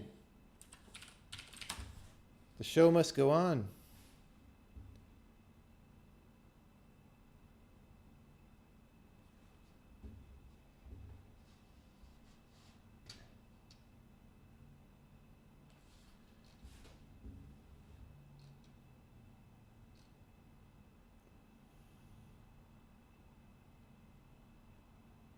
Yeah, so on this discussion about low-level programming, I think it's very useful. Here's the thing. If your goal is that you don't want to learn the technical stuff about how to make a game and you just want to sort of get one out fast, especially if you're in school, it makes sense to use something like Unity or Unreal or whatever, right? But here's the thing. What do you want to do with your life, right? If you want to be an excellent programmer who's the person who invents the graphical techniques of the future or the game simulation techniques of the future, or the person who builds the engines that people are going to use, the 2030 equivalent of Unity or Unreal or whatever, you're not going to get those skills just by using Unity, all right? That's just a fact. So it really depends on what you want to do. And, you know, there are also long-term consequences, right? So if you develop skills, then those skills give you more options in the future, right? So if you develop skills to build engine features, then if you're using Unity or Unreal and it does something in a way you don't like, you have the option to revise it, you have the option to remove it and replace it, and you have the option to get off that engine in the future if you want to, which may be good for your pocketbook because you're no longer paying a royalty. So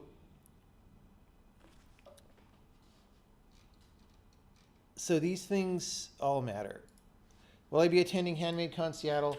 That's later this year, right? I don't tend to know what my schedule is that far in advance, unfortunately. I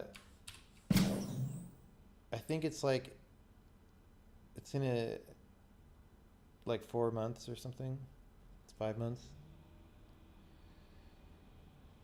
Would using a version of the timed recording you use for level playback have been a viable save load system for the levels? No. Well,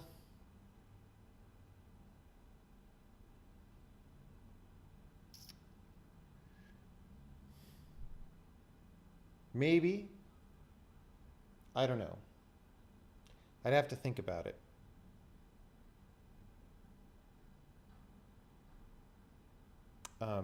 It's certainly not exactly built for the same level of reliability, but I guess in the end. So the problem, okay, here's the problem with the timed recording is it has to simulate everything. There's multiple problems, but it has to simulate everything the same amount of time. So it actually records it when you're recording. It limits the game to 30 FPS, and then it plays back at 30 FPS exact, or it plays back at the exact simulation frame times that were used for the recording. Okay. So first of all, if we change anything in the implementation of the game, it could break that playback, which is not very good for being able to patch your game post-release. But also, it just uses a ton more space, I think. Although, who knows?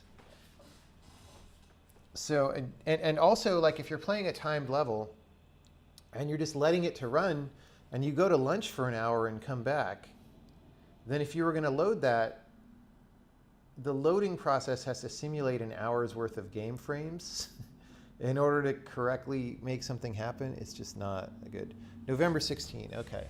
Yeah, I don't tend to know where I am in the world that far in advance, but I'll figure it out as time goes on. Okay.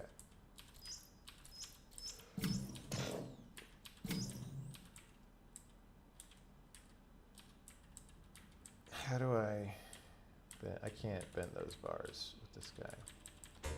Okay, let's just look here. Looky here. So, yeah. I feel like I could go downstairs. We have 5, 9. We have 11 gems out of the 12 that we need. Oh, we left one over there. Dude, okay. This is not good. Actually, we want these. And this. No, not that. We want this.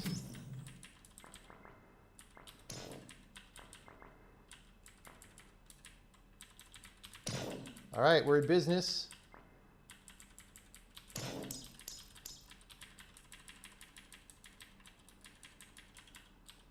Go into the whoops, I left the dragon. Dragon Ball Zeta.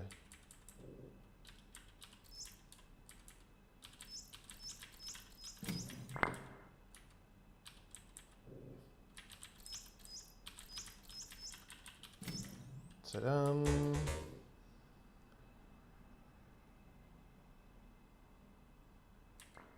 So if I get the dragon to follow me, wait, I can't.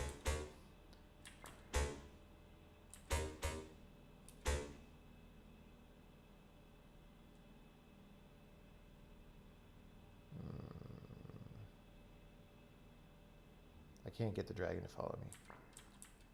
Bam! Prism get. Boom, baby. Save that. Undo to say to saved. I hope it's good. Let's reset and load.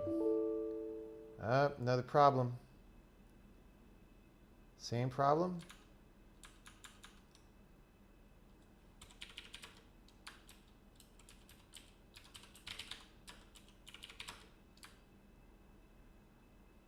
What? What? That's just a format. Okay. This is serious. I really should have backed up the data before that, I'll tell you.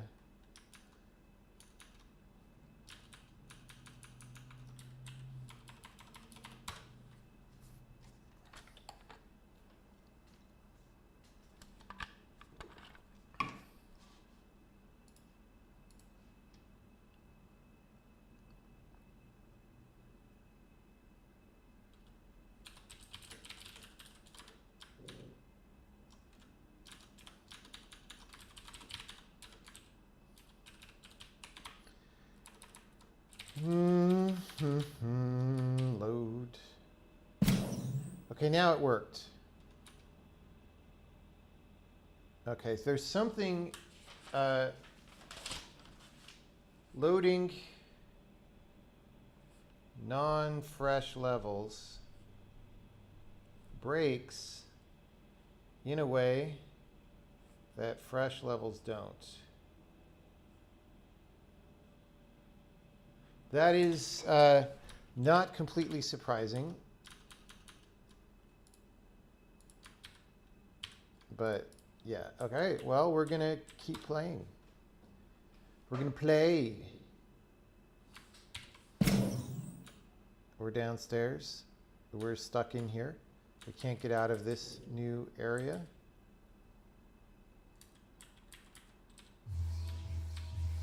Spoilers.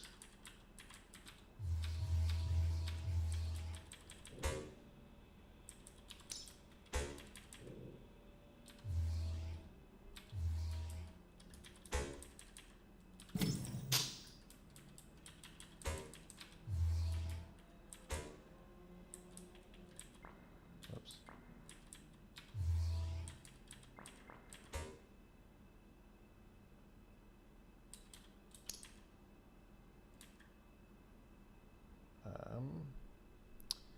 I forgot. Oh yeah.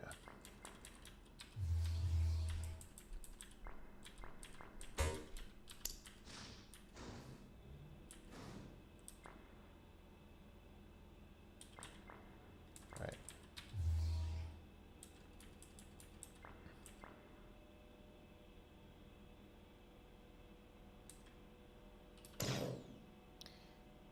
Telling the truth could be dangerous business.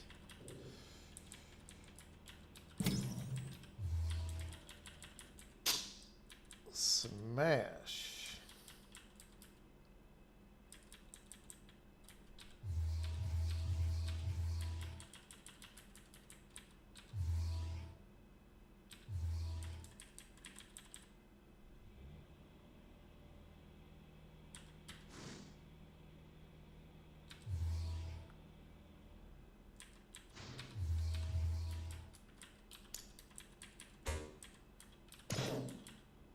Okay, we got 3 gems. We need this, and then we need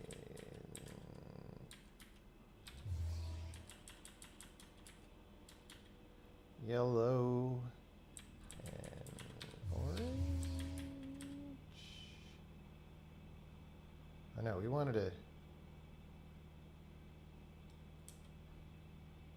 Okay. I'll make that a gem. I think you could do this 2 ways, honestly, but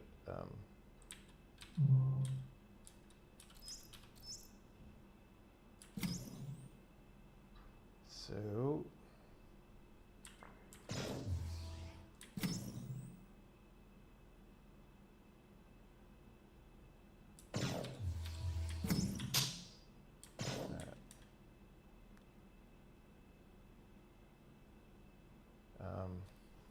so then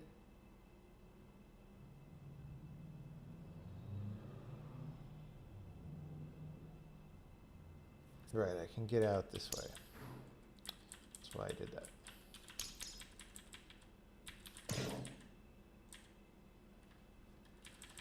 Telling the truth can be dangerous business.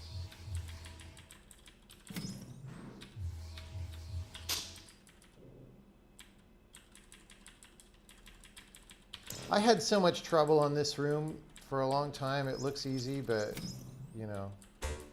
All right, buddy. Where's my dragon friend? Come here. Let's wreck some fences. Wrecked. Wrecked.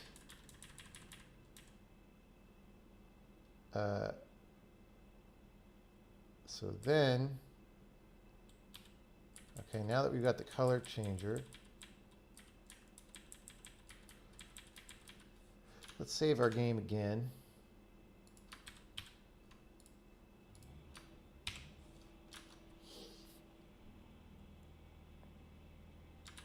Let's see if that works.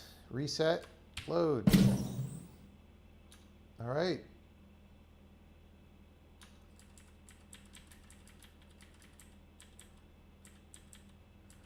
So we want this, whoops, to be a smash beam. All right, so we can get this, and we could rack those. And then we want this to be a smash beam. And then we want to smart bomb that shit. And now we're in good. I didn't figure that out for the longest time. It's the easiest thing. All right, so at this point, we've got our stuff opened up. We could rack these fences here, so I don't need the dragon to get through them.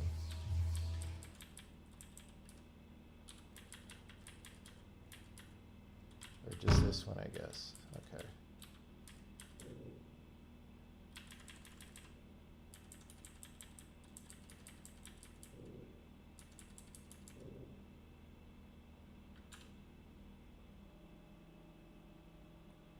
Okay.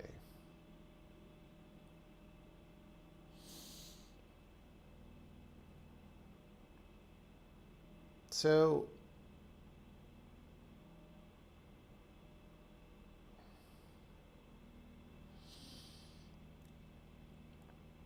I mean, we could keep going, but I'm pretty confident that this works well enough.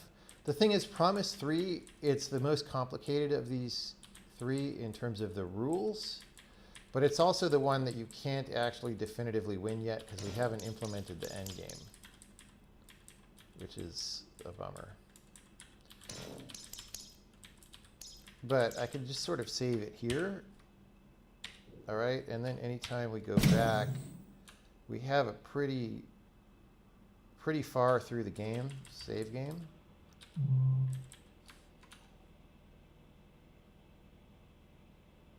I'm cool with it.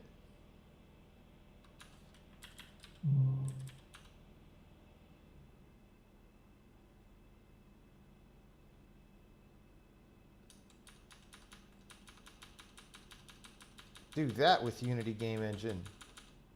Okay.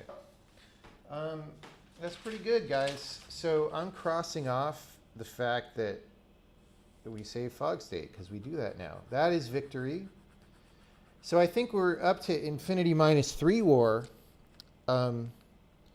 even though there's still some problems. So in weird circumstances, we don't successfully load the game, even though the game state is correctly recorded. That means that when we reset an entity manager, it's not resetting correctly. So I may make a soak test where we just keep resetting and playing back an entity manager like over and over and over. That might be the right thing.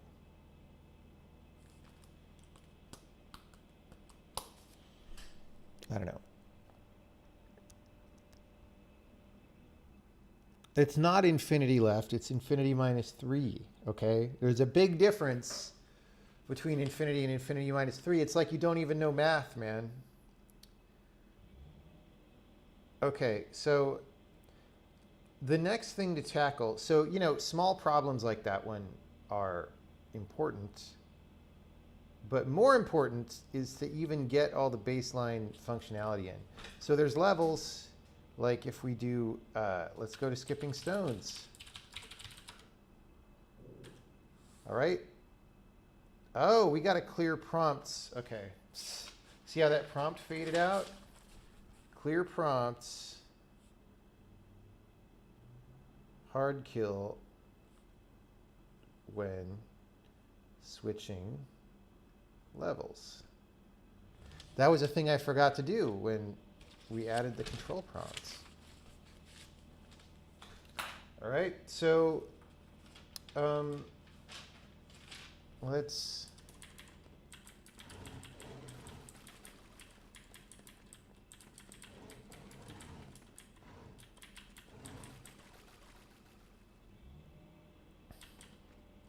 you know what? This level, this takes a long time to do what I want to test. So let's go to River Maze. So these are all about what I want to test. So Um, let's see. Let's do this. There. There. I think there. There. All right. And then. So that involved an ocean change that had to happen. Although,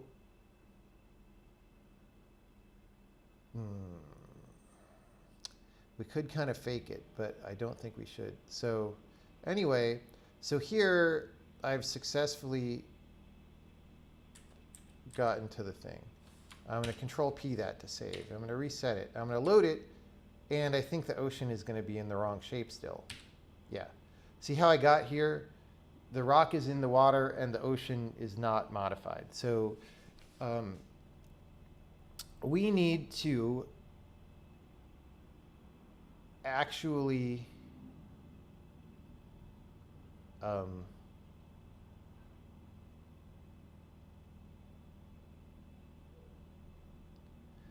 confused because we definitely save undo state for open ocean change, right? Because like, whoops. I mean, we can undo an ocean change clearly because I'm here, right? And I can undo and it goes back. So I guess we just decided not to serialize that. I don't remember. I don't remember. Oh, maybe it's that we just put the entire frickin' ocean. And we didn't want to do that.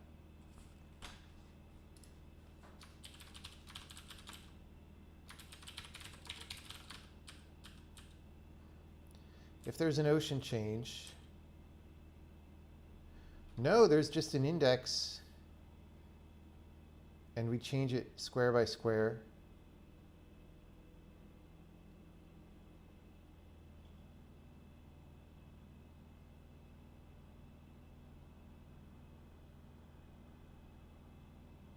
Okay, let's make this a log print down here.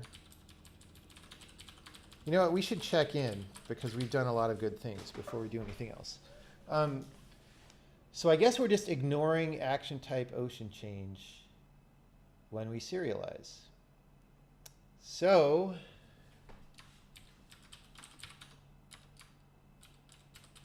that's going to be our next thing.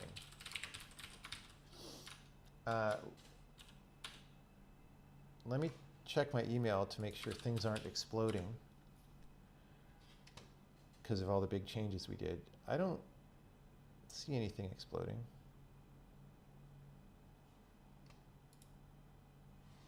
Okay. So we're going to check this in. More fixes and improvements regarding undo state save, save and load fog map. Map. Bam. So that's good.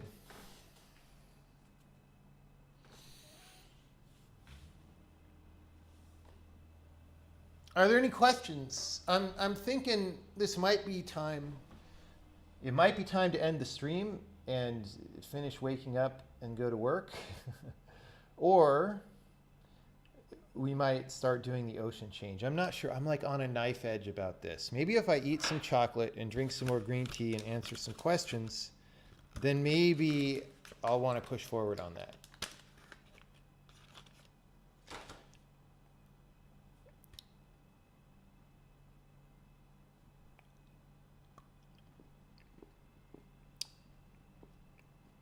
Am I already at work? My life is work, bro.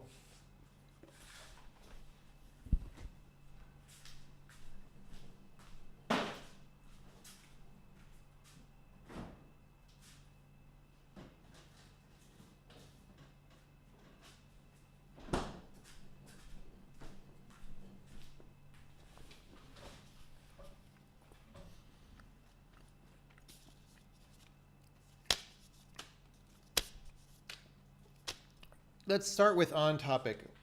Are there any on topic questions on the topic of what we are doing here? Saving or loading gameplay state, serializing things, generally on topic, anything like that. And then maybe we'll do off topic, because why not?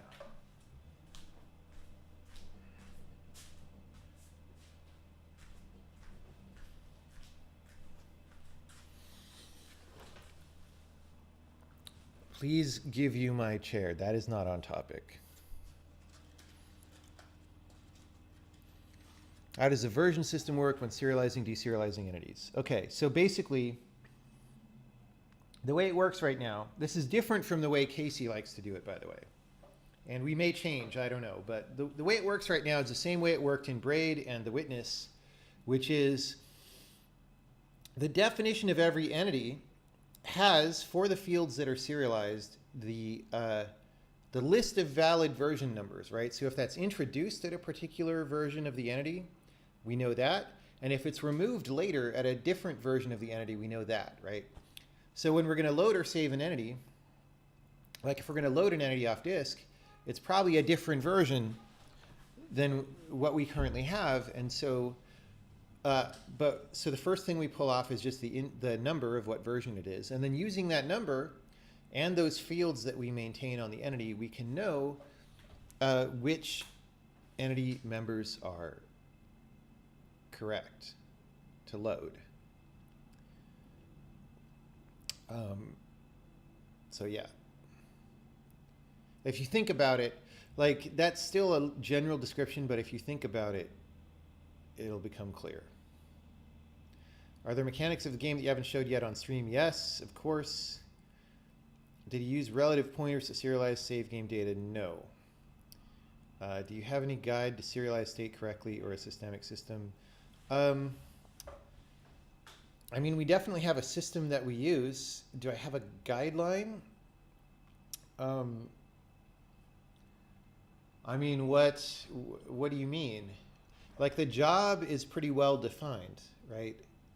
The guideline is the job description, which is you need to put your data into a series of bytes that any computer could reload, including different CPUs or different operating systems, or, you know, a console as opposed to a PC or whatever. And then you need to be able to load that back. And that's the guideline, right? And whatever fits that is the guideline. I do version patching ? Like add remove member operations for each patch. No, I mean, we don't. So if there's a save game and it's got like a version 7 entity and the current version is 9, we don't modify the save game to upgrade it to 9. We just load version 7. Later, if we write out a save game, we'll write out a version 9 save game. But we just load it at 7 always. We don't try to like fix it up or anything.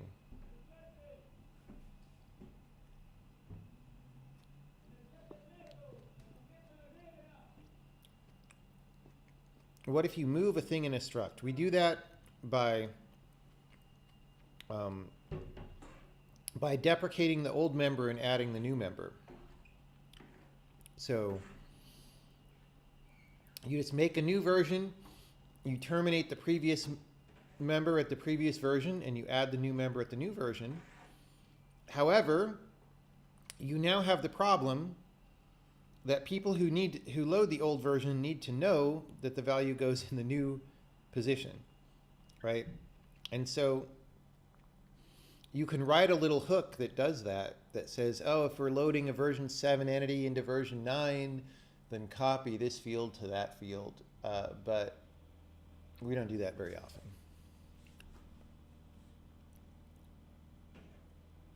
Do people recycle versions, or do the entities proto-buffs grow indefinitely? Proto-buffs. I hope you said that as a joke. Do people recycle versions? No, versions go up forever because you want to load any previous version save game. So you want it to be unambiguous what the version number means in terms of what the data layout is.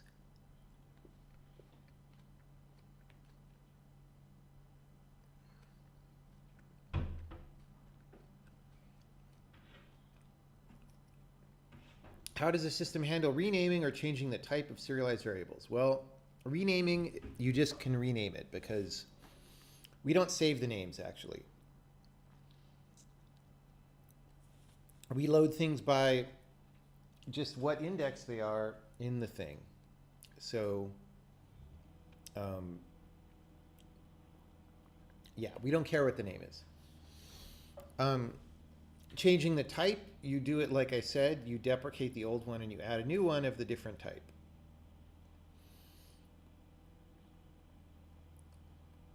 Can you bring back deprecated members, like this variable existed from 2 to 4 and came back in 7? You could do that, but I mean, you just have to decide what to do, right? So like, so first of all, we don't allow you to do that. Like our notation for what versions things exist only has a start and an end index, right?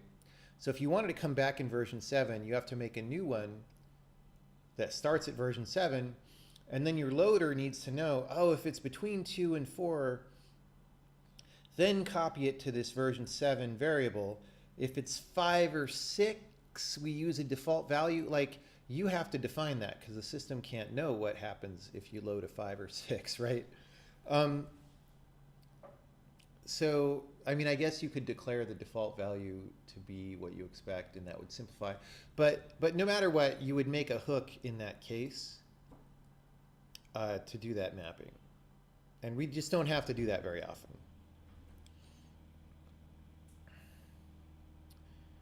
You remember me saying something like, do you think Einstein believes in work-life balance in some giant bomb discussion video in which to talk about life balance? Well, it's not even that. It's like the concept of work-life balance assumes that you don't care about work and that work is not an important part of your life, okay? Because it's offsetting work versus life. And okay, if you have a job and you're not that interested in the actual work at the job and you're doing it to earn a living, which is a totally reasonable thing, then that concept makes sense. But if you're fortunate enough to have work that you really care about, then the idea of work-life balance ceases to, as it is popularly explained in current American culture, it really doesn't make sense anymore. And so the problem that I have is that people who talk about work-life balance do not bring into the discussion this situation where work is actually good for you and enjoyable, right? And I think that warps the discussion terribly because you cease to see a lot of possibility that is open to you. You didn't mean the protobuf thing as a joke. It sounds very similar to the version you use in protobuf. No, I don't pay attention to web stuff, so I don't know. Yeah, I don't know.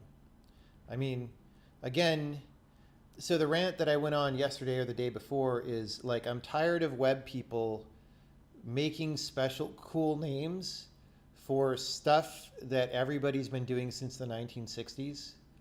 Like, calling something a protobuf doesn't make it not 1960s technology or 1950s technology. Like, Jesus Christ. When are you guys going to stop pretending like, I don't know. I don't mean you guys as the viewers. I mean you guys as like frickin' web programmers. They're so bad. So, yeah. I mean, it's probably even 1940s, 1930s technology, dude. Like, that's how computers just used to work. The idea that you put something in some floofy XML format that sucks to parse and is always wrong, that's a new idea. That's not an old idea. The old idea is that you have bytes in a well-defined format that people load, okay? That's how your computer works at the operating system level and has worked since before you were born. So to come along and say, oh, we've invented this gnarly thing called protobufs, they're awesome, it's just so absurd. I can't believe it.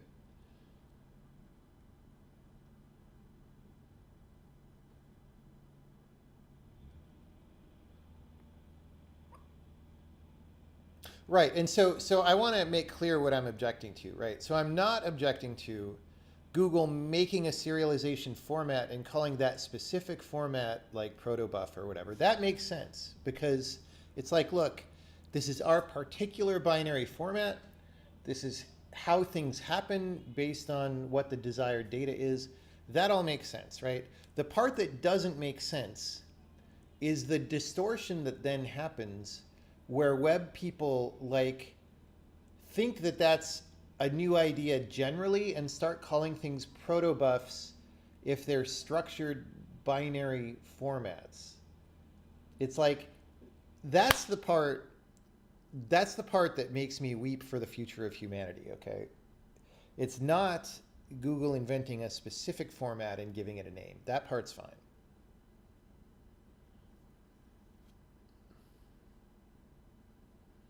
You saw a tweet of John Carmack once saying he was never forced to work 80 to 90 hours per week. On the other hand, he said that he enjoys working 60 hours minimum because he wants to. Yes, and the thing that I would add as well, and I don't like to bring this up in discussions because it's talking about somebody else, and I don't really know how John C.'s life went, and I can't really say anything about it. But the way I think about it is like, look, he's a very famous programmer known for having accomplished really big stuff. Okay? Do you think that he would be the famous John Carmack if during the 1990s he clocked out at 5 p.m. every day and went to the nightclub or like whatever, right? No, he wouldn't be. He wouldn't be the famous John Carmack, not only because he would have only gotten half the stuff done that he did or less than half the stuff done that he did, but because he wouldn't be as good as he is because putting in the hours is how you get good, okay? So like this is also missing from these discussions of work-life balance. Like, okay, let me put it this way. People seem to understand that if you want to be in the Olympics as an Olympic class athlete, you have to train very heavily for many years when you're like a teenager because you have to be young to perform at high levels, right? People understand that, but they somehow don't understand that the same thing is true for other disciplines, right? Look, if you want to be a world-class, if you want to be an Olympic programmer, you have to put in the training. That should be obvious, right? And it's not for some people. I don't know why. Like you can't clock out at 5 every day and compete in the Olympics. That's not how that works. It's just not.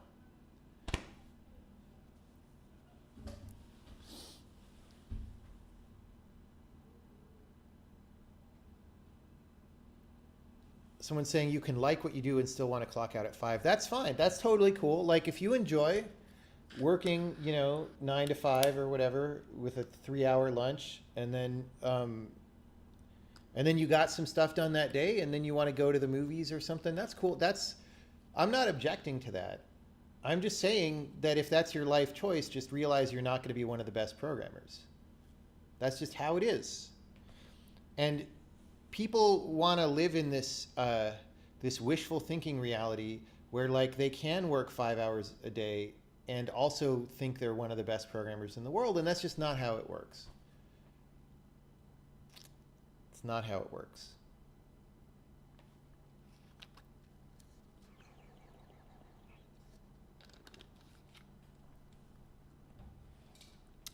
Does that mean when you remove a member, you mark that as deprecated, but it actually stays in the struct? Yeah, okay, so right now it stays in the struct, and yes, it bloats the struct at runtime. The reason it does is because we're being a little bit lazy. In the old system, so this system it's an evolution of the one that we used in the Witness and in Braid, and in those, deprecated members didn't have to bloat the struct. Right now they do, but I think we can do some modifications so that they don't anymore. It's just we haven't bothered to do it. In fact, I know how to do it pretty straightforwardly that they won't bloat the struct. There's two different ways. Okay, so one is you could make a separate struct that's like the history struct, and then the main struct that's like the current version, right? And then at compile time, we can have some checks to make sure those are consistent with each other and make sure you didn't make a mistake. That was the way that I thought to do it at first. And well, I didn't totally like that because just multiplying your number of structs by 2 doesn't seem that great. On the other hand, what needs to happen to load old versions is not that you use up memory in the struct. It's just that you know what the type was, right? That's all you really need, is to know what the type was. And we can do that. You could have a 0 size member in a struct that's just like a polymorphic type that takes an argument of the real type that it used to be, right? So it could evaluate to type void, but then you could dereference like, oh, what's the argument to it? And that's the type that this thing is going to load. So we could do that, I think. I don't believe that there's any obstacle to that. But we don't do it currently. It should go on the list, honestly.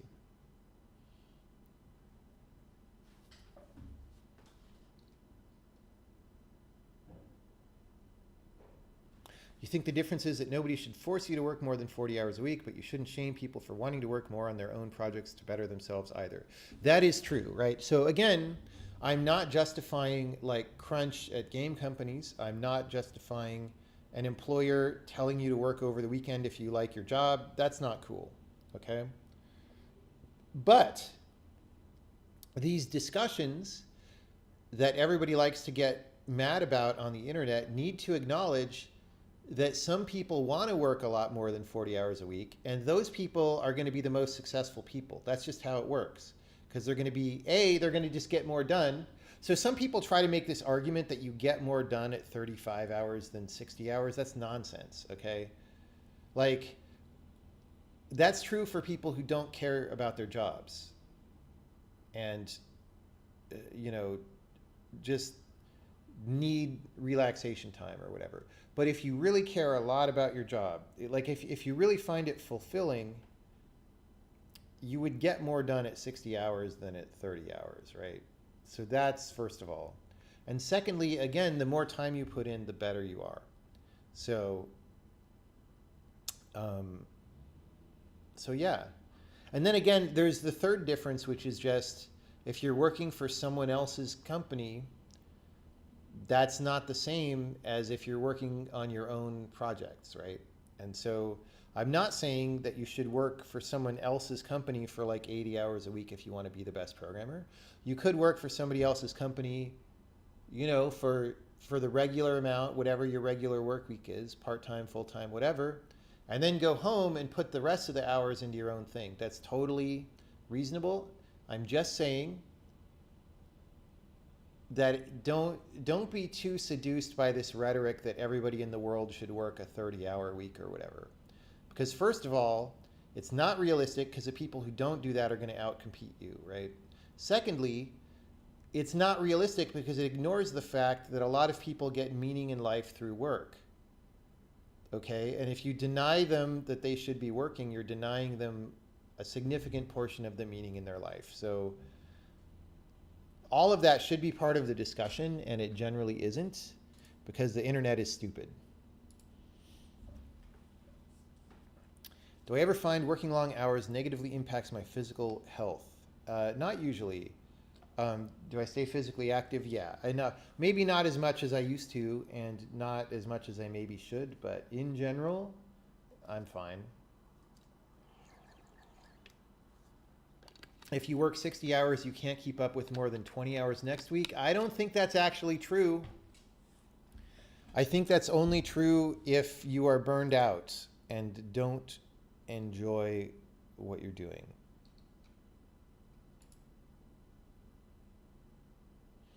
You get more done in 35-hour weeks than 40 because in your mind, there's now a more critical deadline. Well, that's a mental problem that you have, all right? Like, if you're only able to work efficiently when you think there's a deadline, that's something that you could fix. And it would be in your best interest to fix that. Working 12 hours a day with any job or task is exhausting, though. Well, Yeah, it is a little bit.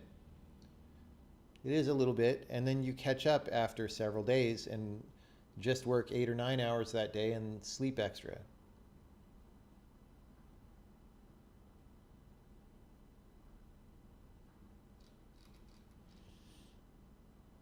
How does time investment correlate with burnout? I think that's an individual thing.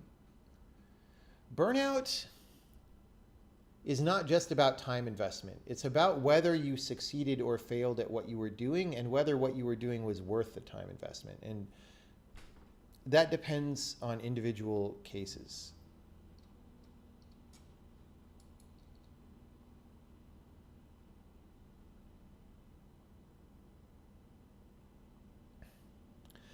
Can you link a study made my rescue time and with an average productivity pulse of 53% for the year? That means we only have 12.5 hours a week to do productive work.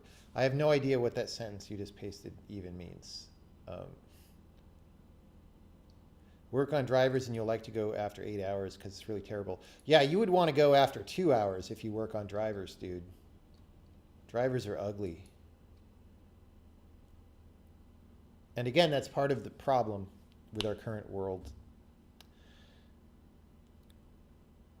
If you do what you love, you never get tired and only sleep because it's fun. I don't agree with that.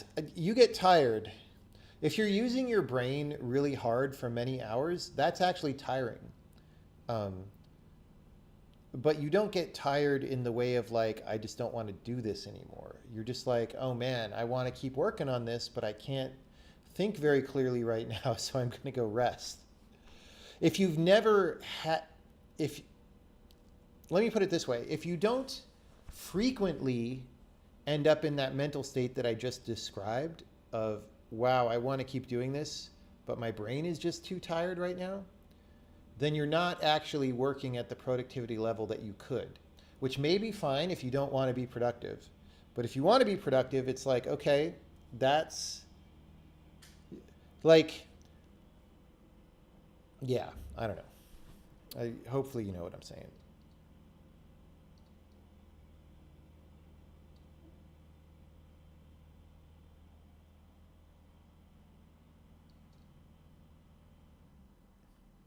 You think it's a lot about the working environment too. If you hate all your coworkers, you will be less productive. Well, that's probably true. Probably true. How much longer would The Witness have taken if you worked 40 hours weekly? I don't know. We might have never finished the game because it was a long project already and we were out of money at the end. And yeah, I mean, if I had worked 40 hours a week on The Witness, the project might have failed, or we would have released a game that was much worse. But I don't think we would have been able to like take another 3 years on it. I don't think that was even on the table. Do you think we would have a declarative tree code style one day that AI could generate more easily? I'm not a big fan of declarative languages. So you'd have to explain why that declarative language was a good thing. Tired like Miller time, not tired like shoot me now. Yes. Yes. When it's like, oh man, I got a lot of great stuff done, but I'm tired enough that I worry I'm going to make a mistake now, so I'm going to go rest and then come back and do more stuff. That's good tired. That said, okay, a lot of Hacker News kids say, oh man, if you work more than 6 hours a day, you're going to be tired and make a mistake, so you shouldn't. That's wrong, okay? Like using the concept of being brain tired and making mistakes as an excuse not to work is the wrong strategy. Wrong strategy.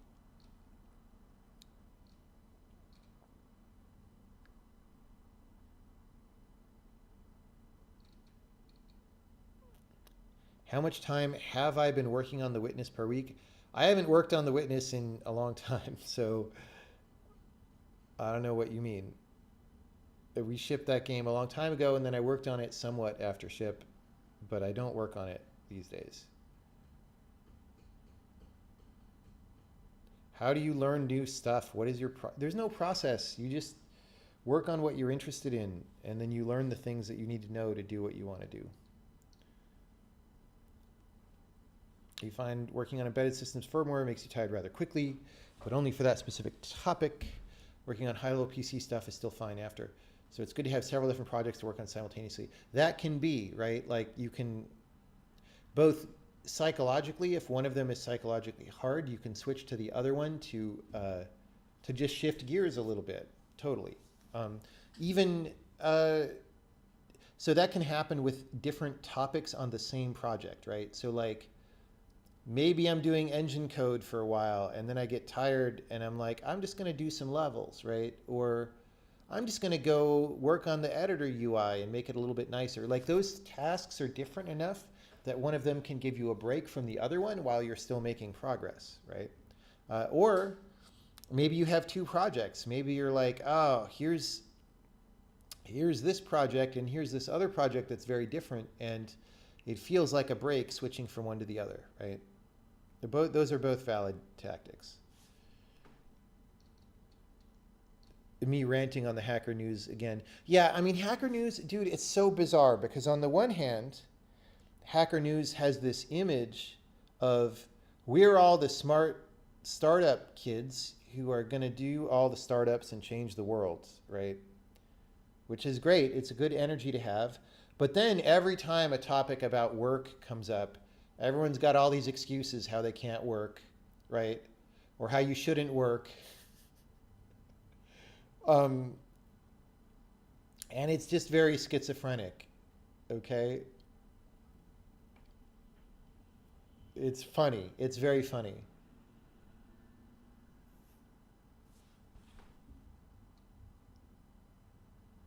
Or how you can't possibly be expected to know how to program, like how Google is an asshole if they expect you to be able to manipulate data structures in a programming interview, and that's like there's so many funny things like that on Hacker News. It's crazy.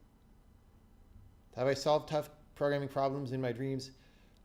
Maybe, but there aren't that many tough programming problems, honestly. It's mostly just about getting the work done. Like once you're experienced, you know how to program most things. The difficulty of it is just the sheer complexity that you have to deal with. And so your main job is keeping complexity down. And so, you know, maybe your subconscious mind gives you ideas of how to keep complexity down, but that's not the same as like solving problems necessarily. I mean, sometimes, yeah, you go to sleep and you're like, man, there's that bug that I couldn't figure out, and you wake up and you figure it out. But that's not the majority of what I do. Like, I'm not debugging most of the time, right? I debug sometimes. Sometimes when things get really brutal, I spend a long time debugging, like that frickin' Windows invalid parameter handler situation yesterday was crazy. But usually I'm trying to make forward progress with the majority of my time. So it's not really about being stuck on hard problems. Some people probably get that tired in 6 hours. Others could go for 12 hours or even more. There is definitely a variation. That is true. There's definitely a variation. But the part that is missing from the discussion, again, well, the part that's not, so people use that variation as an excuse. Like, oh, some people get tired after 6 hours and that's just me, so I'm only going to work 6 hours. It's like, no, that's just you not wanting to work more than 6 hours, right? Which is, again, fine, but you're just not going to be an Olympic athlete if you work for 6 hours, okay? And just accept that, right? The thing that's missing from the discussion is, hey, maybe if you get tired after 6 hours, that's something you could train yourself up so that you only get tired after 10 hours later after a lot of training or whatever, right? Like this idea that you could build the muscle or improve your competence at ability to be productive is missing. I guess it's present, but only in the stupid cheap trick kind of way. Like again, there's all sorts of like, oh, set a timer every 15 minutes and take a 30-second break or whatever the fuck. All these stupid things that people come up with. Or just like, use spaced repetition to like memorize things and then you'll be able to program faster. Like whatever. Those things don't make any sense usually. And they're just excuses. Like, just train your muscles. Train your brain muscles and your psychological muscles to like do the job better. Just sit your butt in the chair and get better at doing the job, right? And nobody wants to hear that because that's actual work. They want to hear the get rich quick schemes of how to work better. And the get rich quick schemes are not, just as they always don't, they're not the way to go in this case. All right. Okay, I'm going to stop ranting about this topic because it's too much. What was my first programming language? Basic.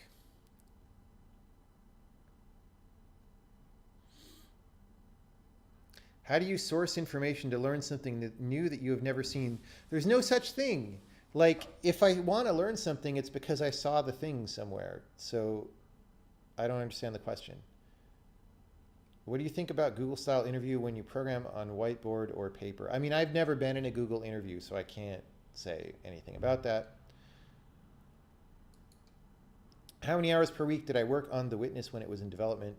It varied heavily because the project went for 6 years, 6.5 years. So I can't really tell you. Some weeks was more than 80 hours, certainly. There probably were some 100-hour weeks. Some weeks was probably 15 hours, but the average was more than 40 hours for sure. I don't know how much more than 40. Probably more than 50, maybe more than 60 on average, right? Which includes, by the way, vacation weeks. Like, that includes you averaging vacation weeks as 0 in the thing, because again, I was the bottleneck for everything. So if I went on a break, nothing happens. So that gets averaged in at 0, and then that brings your numbers way down. So yeah. Were you able to work on your projects in college? Yes, that's it. All I did was work on my own projects. I got bad grades in classes in college because I would work on my own projects.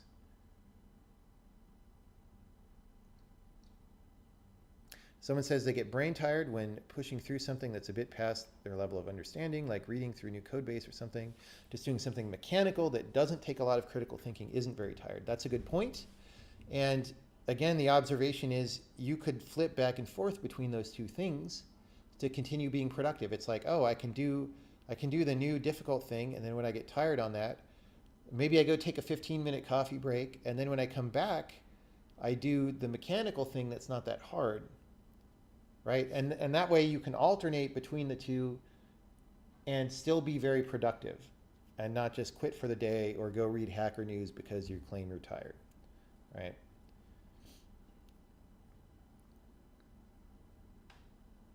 Your greatest weakness in programming is procrastinating when you should just break through the wall with your head. You know exactly what to do, but doing it would be uncomfortable. Yeah, that's a skill.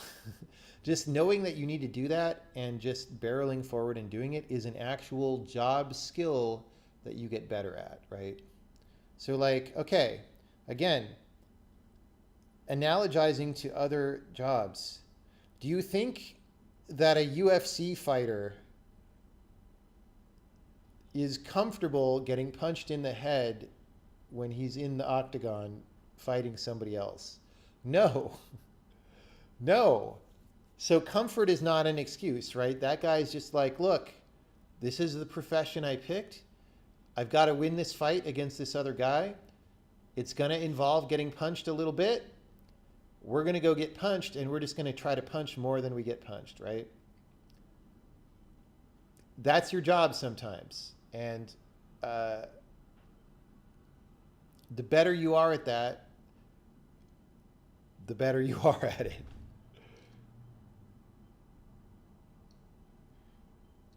You don't want that. That's not how you imagine life. I'm not sure what you referred to, but that's fine. Like, look, I'm not saying everybody should work really hard.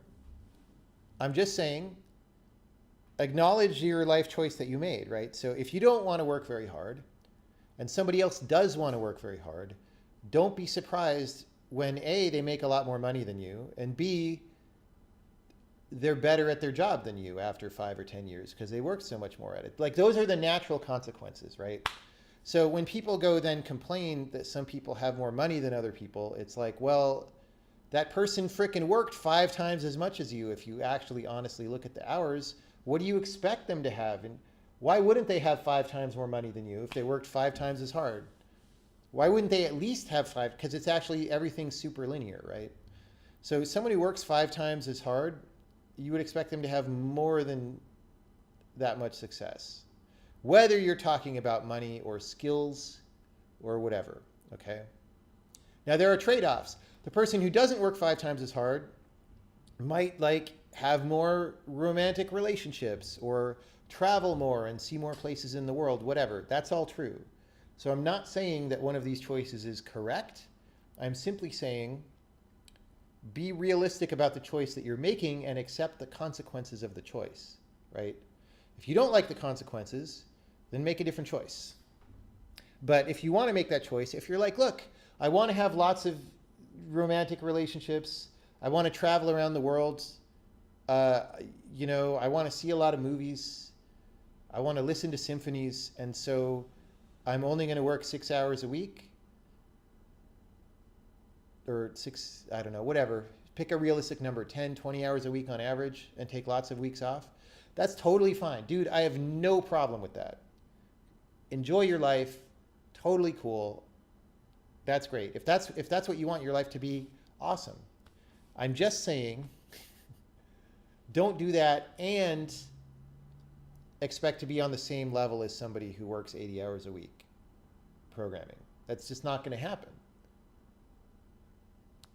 And people don't want to see that whole picture. They want to say, look, I want to have my vacation life and I want there to be no negative trade-offs.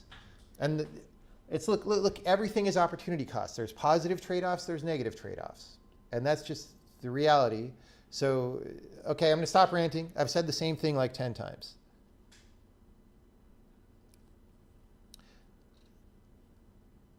Can I give some spoilers about my presentation in Moscow? No. Have I played Neverhood? No, I haven't actually.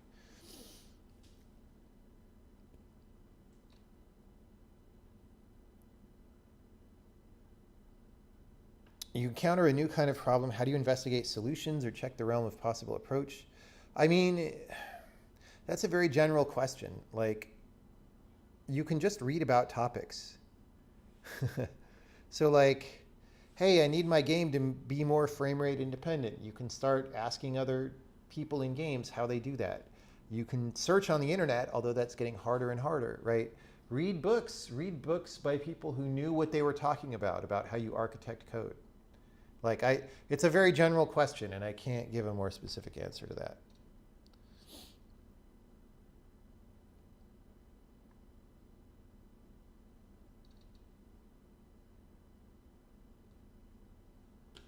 Oh, spilled my tea.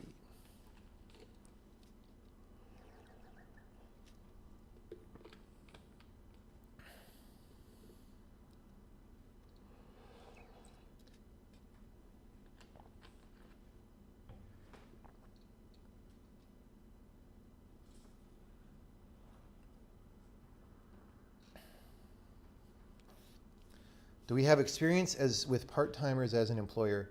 Yeah, but if you hire somebody part-time, I mean, you're just not expecting them to get as much done as a full-time person. That's the point. So usually you don't think of your part-time people as very productive people. You think of them as like, they're filling in these little spots that are things that need to get done, but that don't justify a full-time job, right? We don't do that often, but we have, for stuff like testing or whatever, it's just like, we need a certain amount of hours of testing. We would often hire people part-time for that.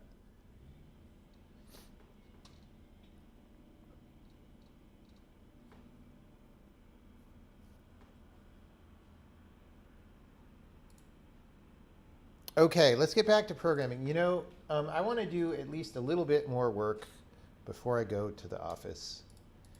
Wow, I just spent 45 minutes ranting. That doesn't count as work time. Doesn't count.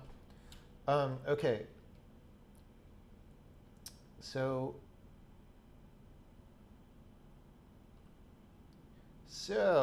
let's at least start this. Ocean change.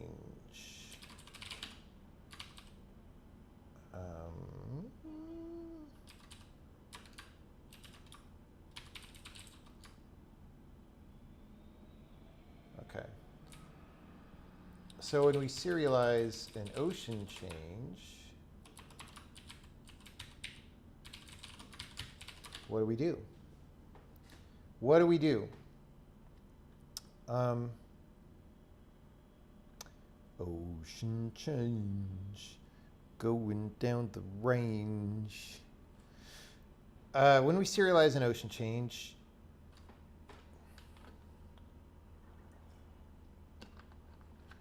well, there is an index and a new value and an old value. So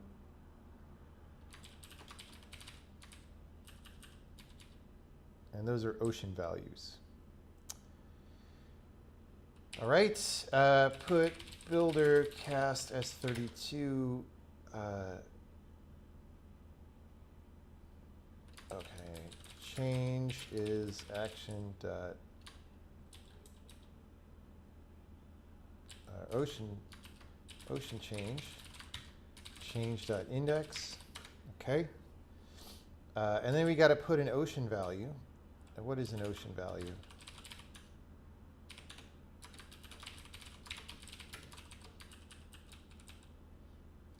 Is that in entities? People are like washing the windows on my building, so it's a U8. Ha ha.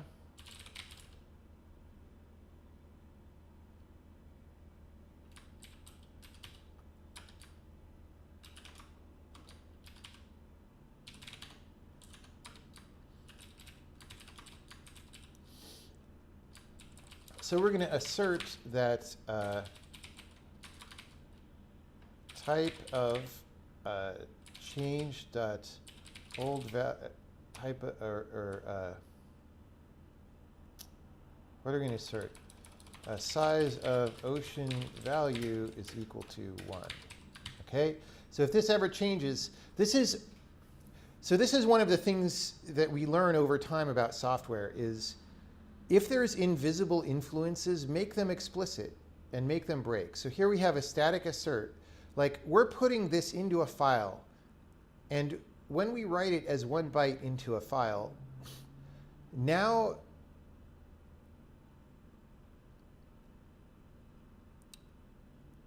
that's like a permanent record of something that you need to be able to load back later, right? And somebody like junior programmer might come along, or not even junior programmer, maybe me in 2 months, I might forget and be like, oh, I need to store more information per ocean square, so let's make the ocean change a different type. And you're not going to think about the consequences of making the ocean change a different type, and you might forget the serialization part, right? So, so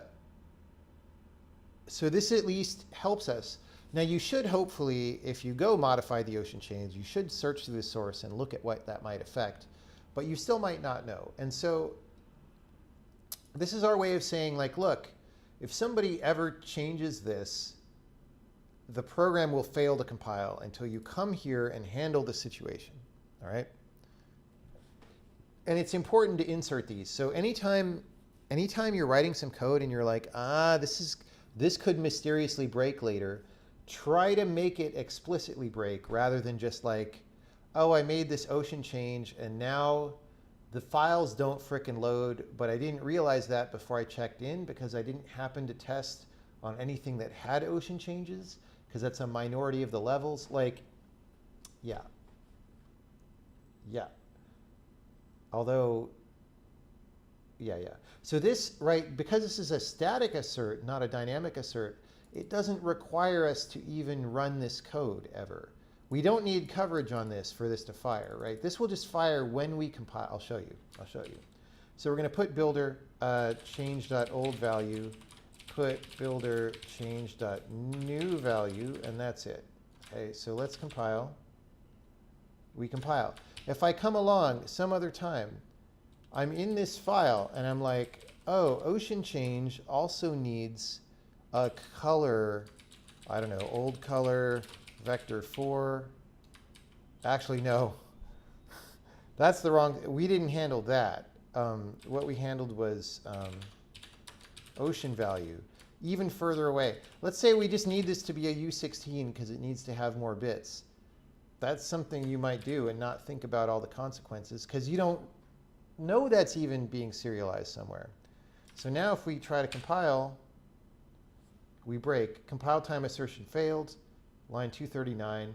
So you're like, oh, wait, what? Oh, I see, we're putting those in. So that's what that's for.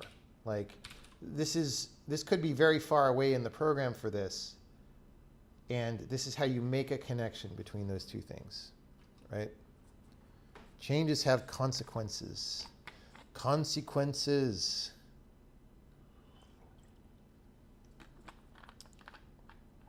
I changed ocean value to a U16. And then I got sucked into a wormhole.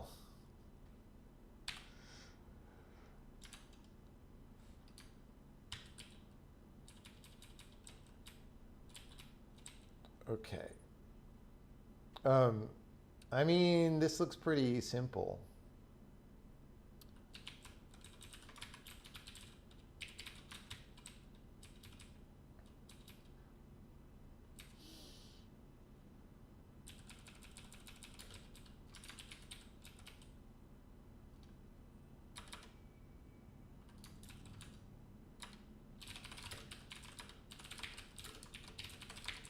Why is our type index a frickin' S64? That's ridiculous.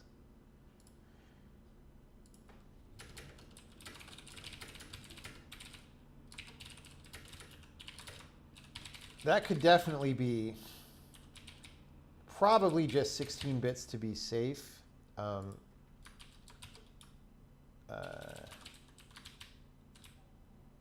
So when we go to optimizing the size, we'll start hitting that kind of thing.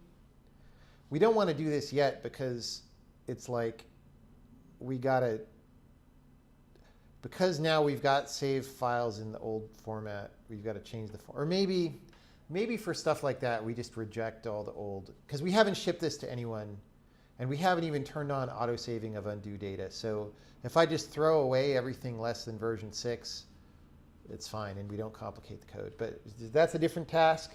For now, we are doing this. We are saying change dot index equals index. Get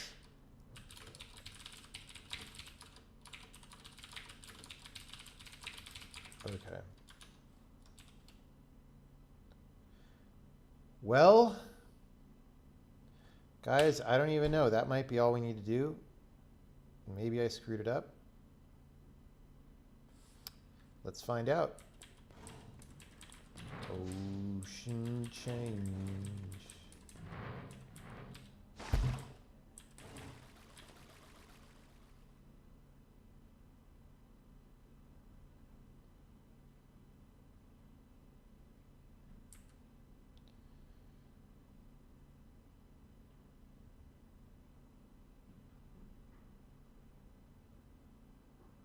I want to make a level idea.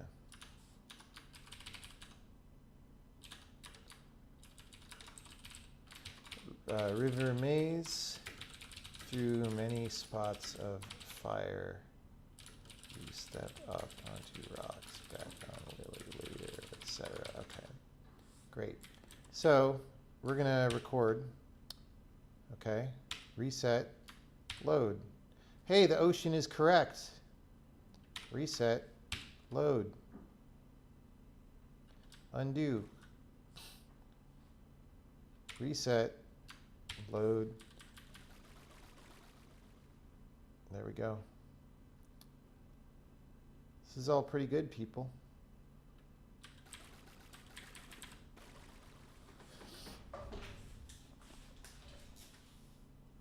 Can you rename the assert directive to dangerous business? Probably not.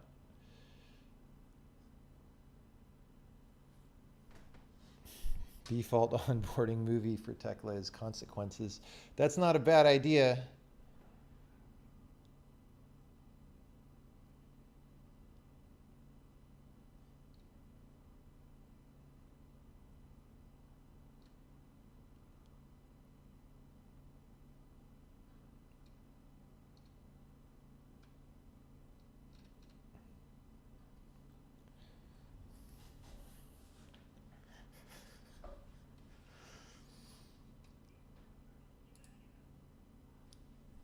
Can I show some levels with advanced visuals?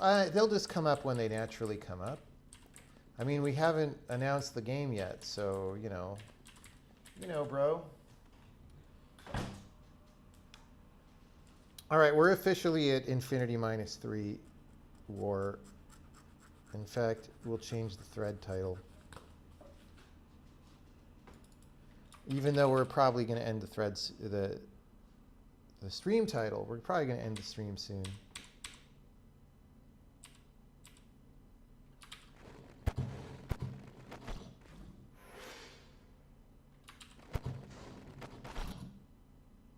I'm just looking for one that maybe...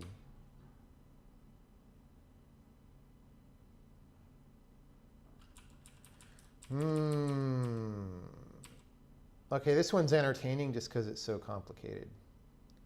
Let's see if I can remember how to solve it.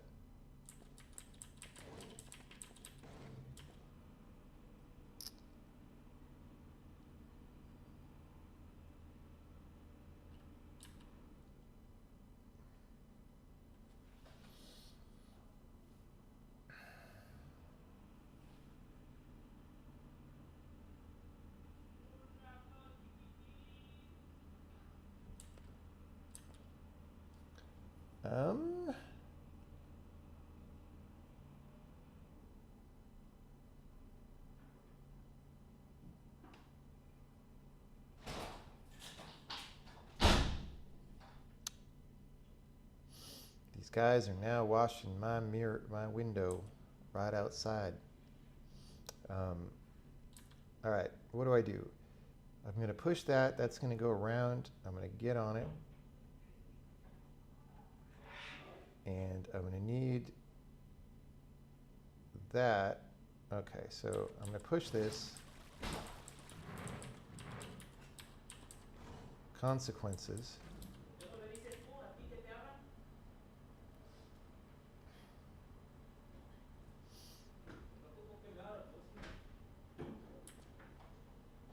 Consequences.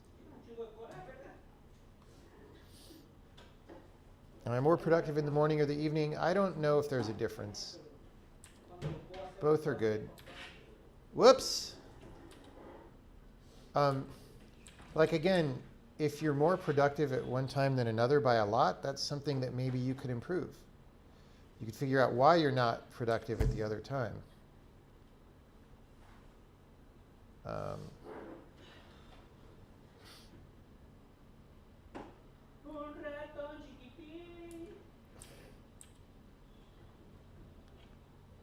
So now I need to know when I do this. Like maybe it's there.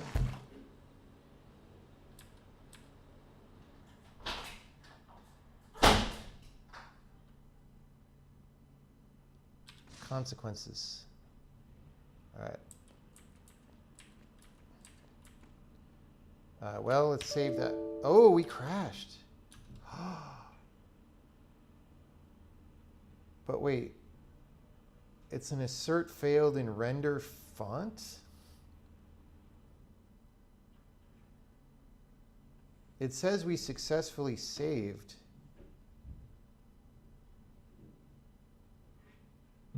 And then we asserted in drawing the text? What? Consequences.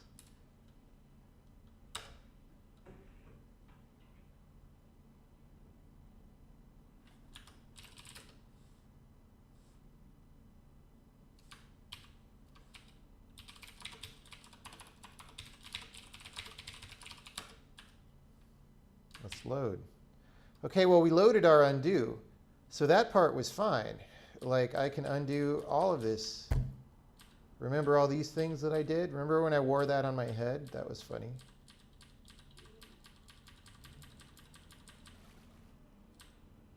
So it literally was when we were displaying the frickin' thing in the load, which it's this thing.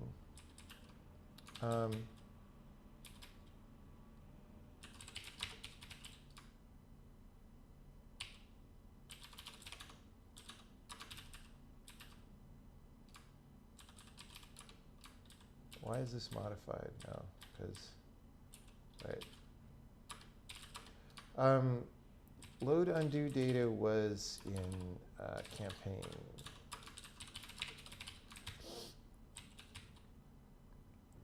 So we logged.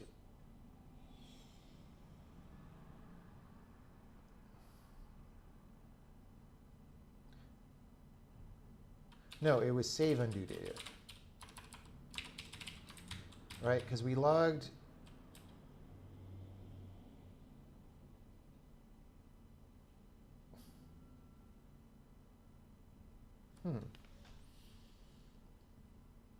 I mean, maybe I should try doing that again in the debugger, but I don't know that the same thing's going to happen.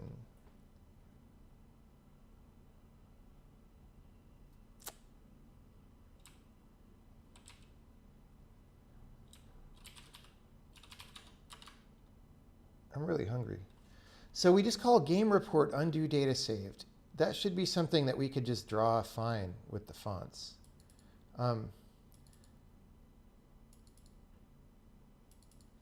It's possible that we're doing something bad with memory. That's a little bit what I'm suspecting. I'm not sure why though, because I don't feel like anything we're doing is really dangerous.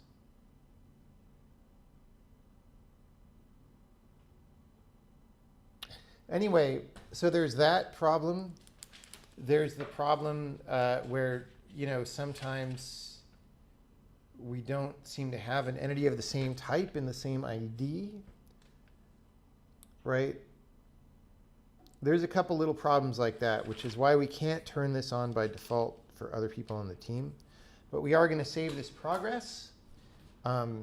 Again, these little bugs aren't going to stop anyone else from working because these things are only manually invoked right now. So we're going to do that. We're going to check in save and load ocean changes in the undo data.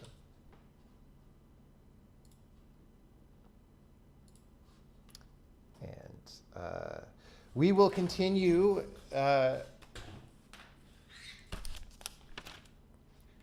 sorting out all these problems some other time. However, I've been feeling like I want to do some compiler streams soon, because if I'm going to go give this Moscow talk, I want to finish that thing that I've had open on this machine. So the next couple streams we might do maybe compiler streams. Is there a Valgrind-like tool? There isn't yet, but we want to definitely build that in because it's important.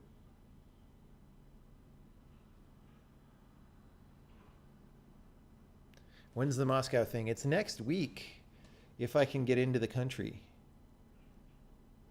Like next weekend.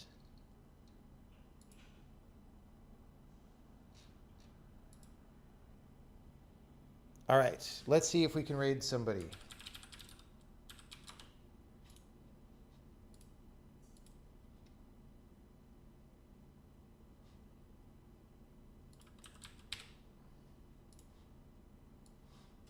What's going on?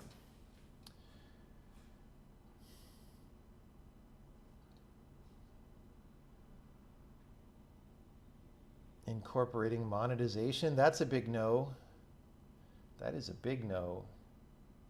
2048 from scratch, that could be fun.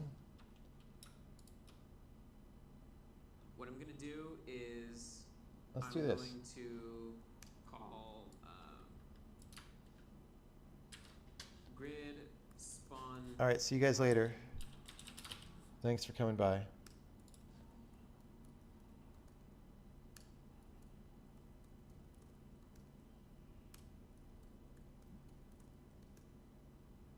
And what this is going to do when I implement it is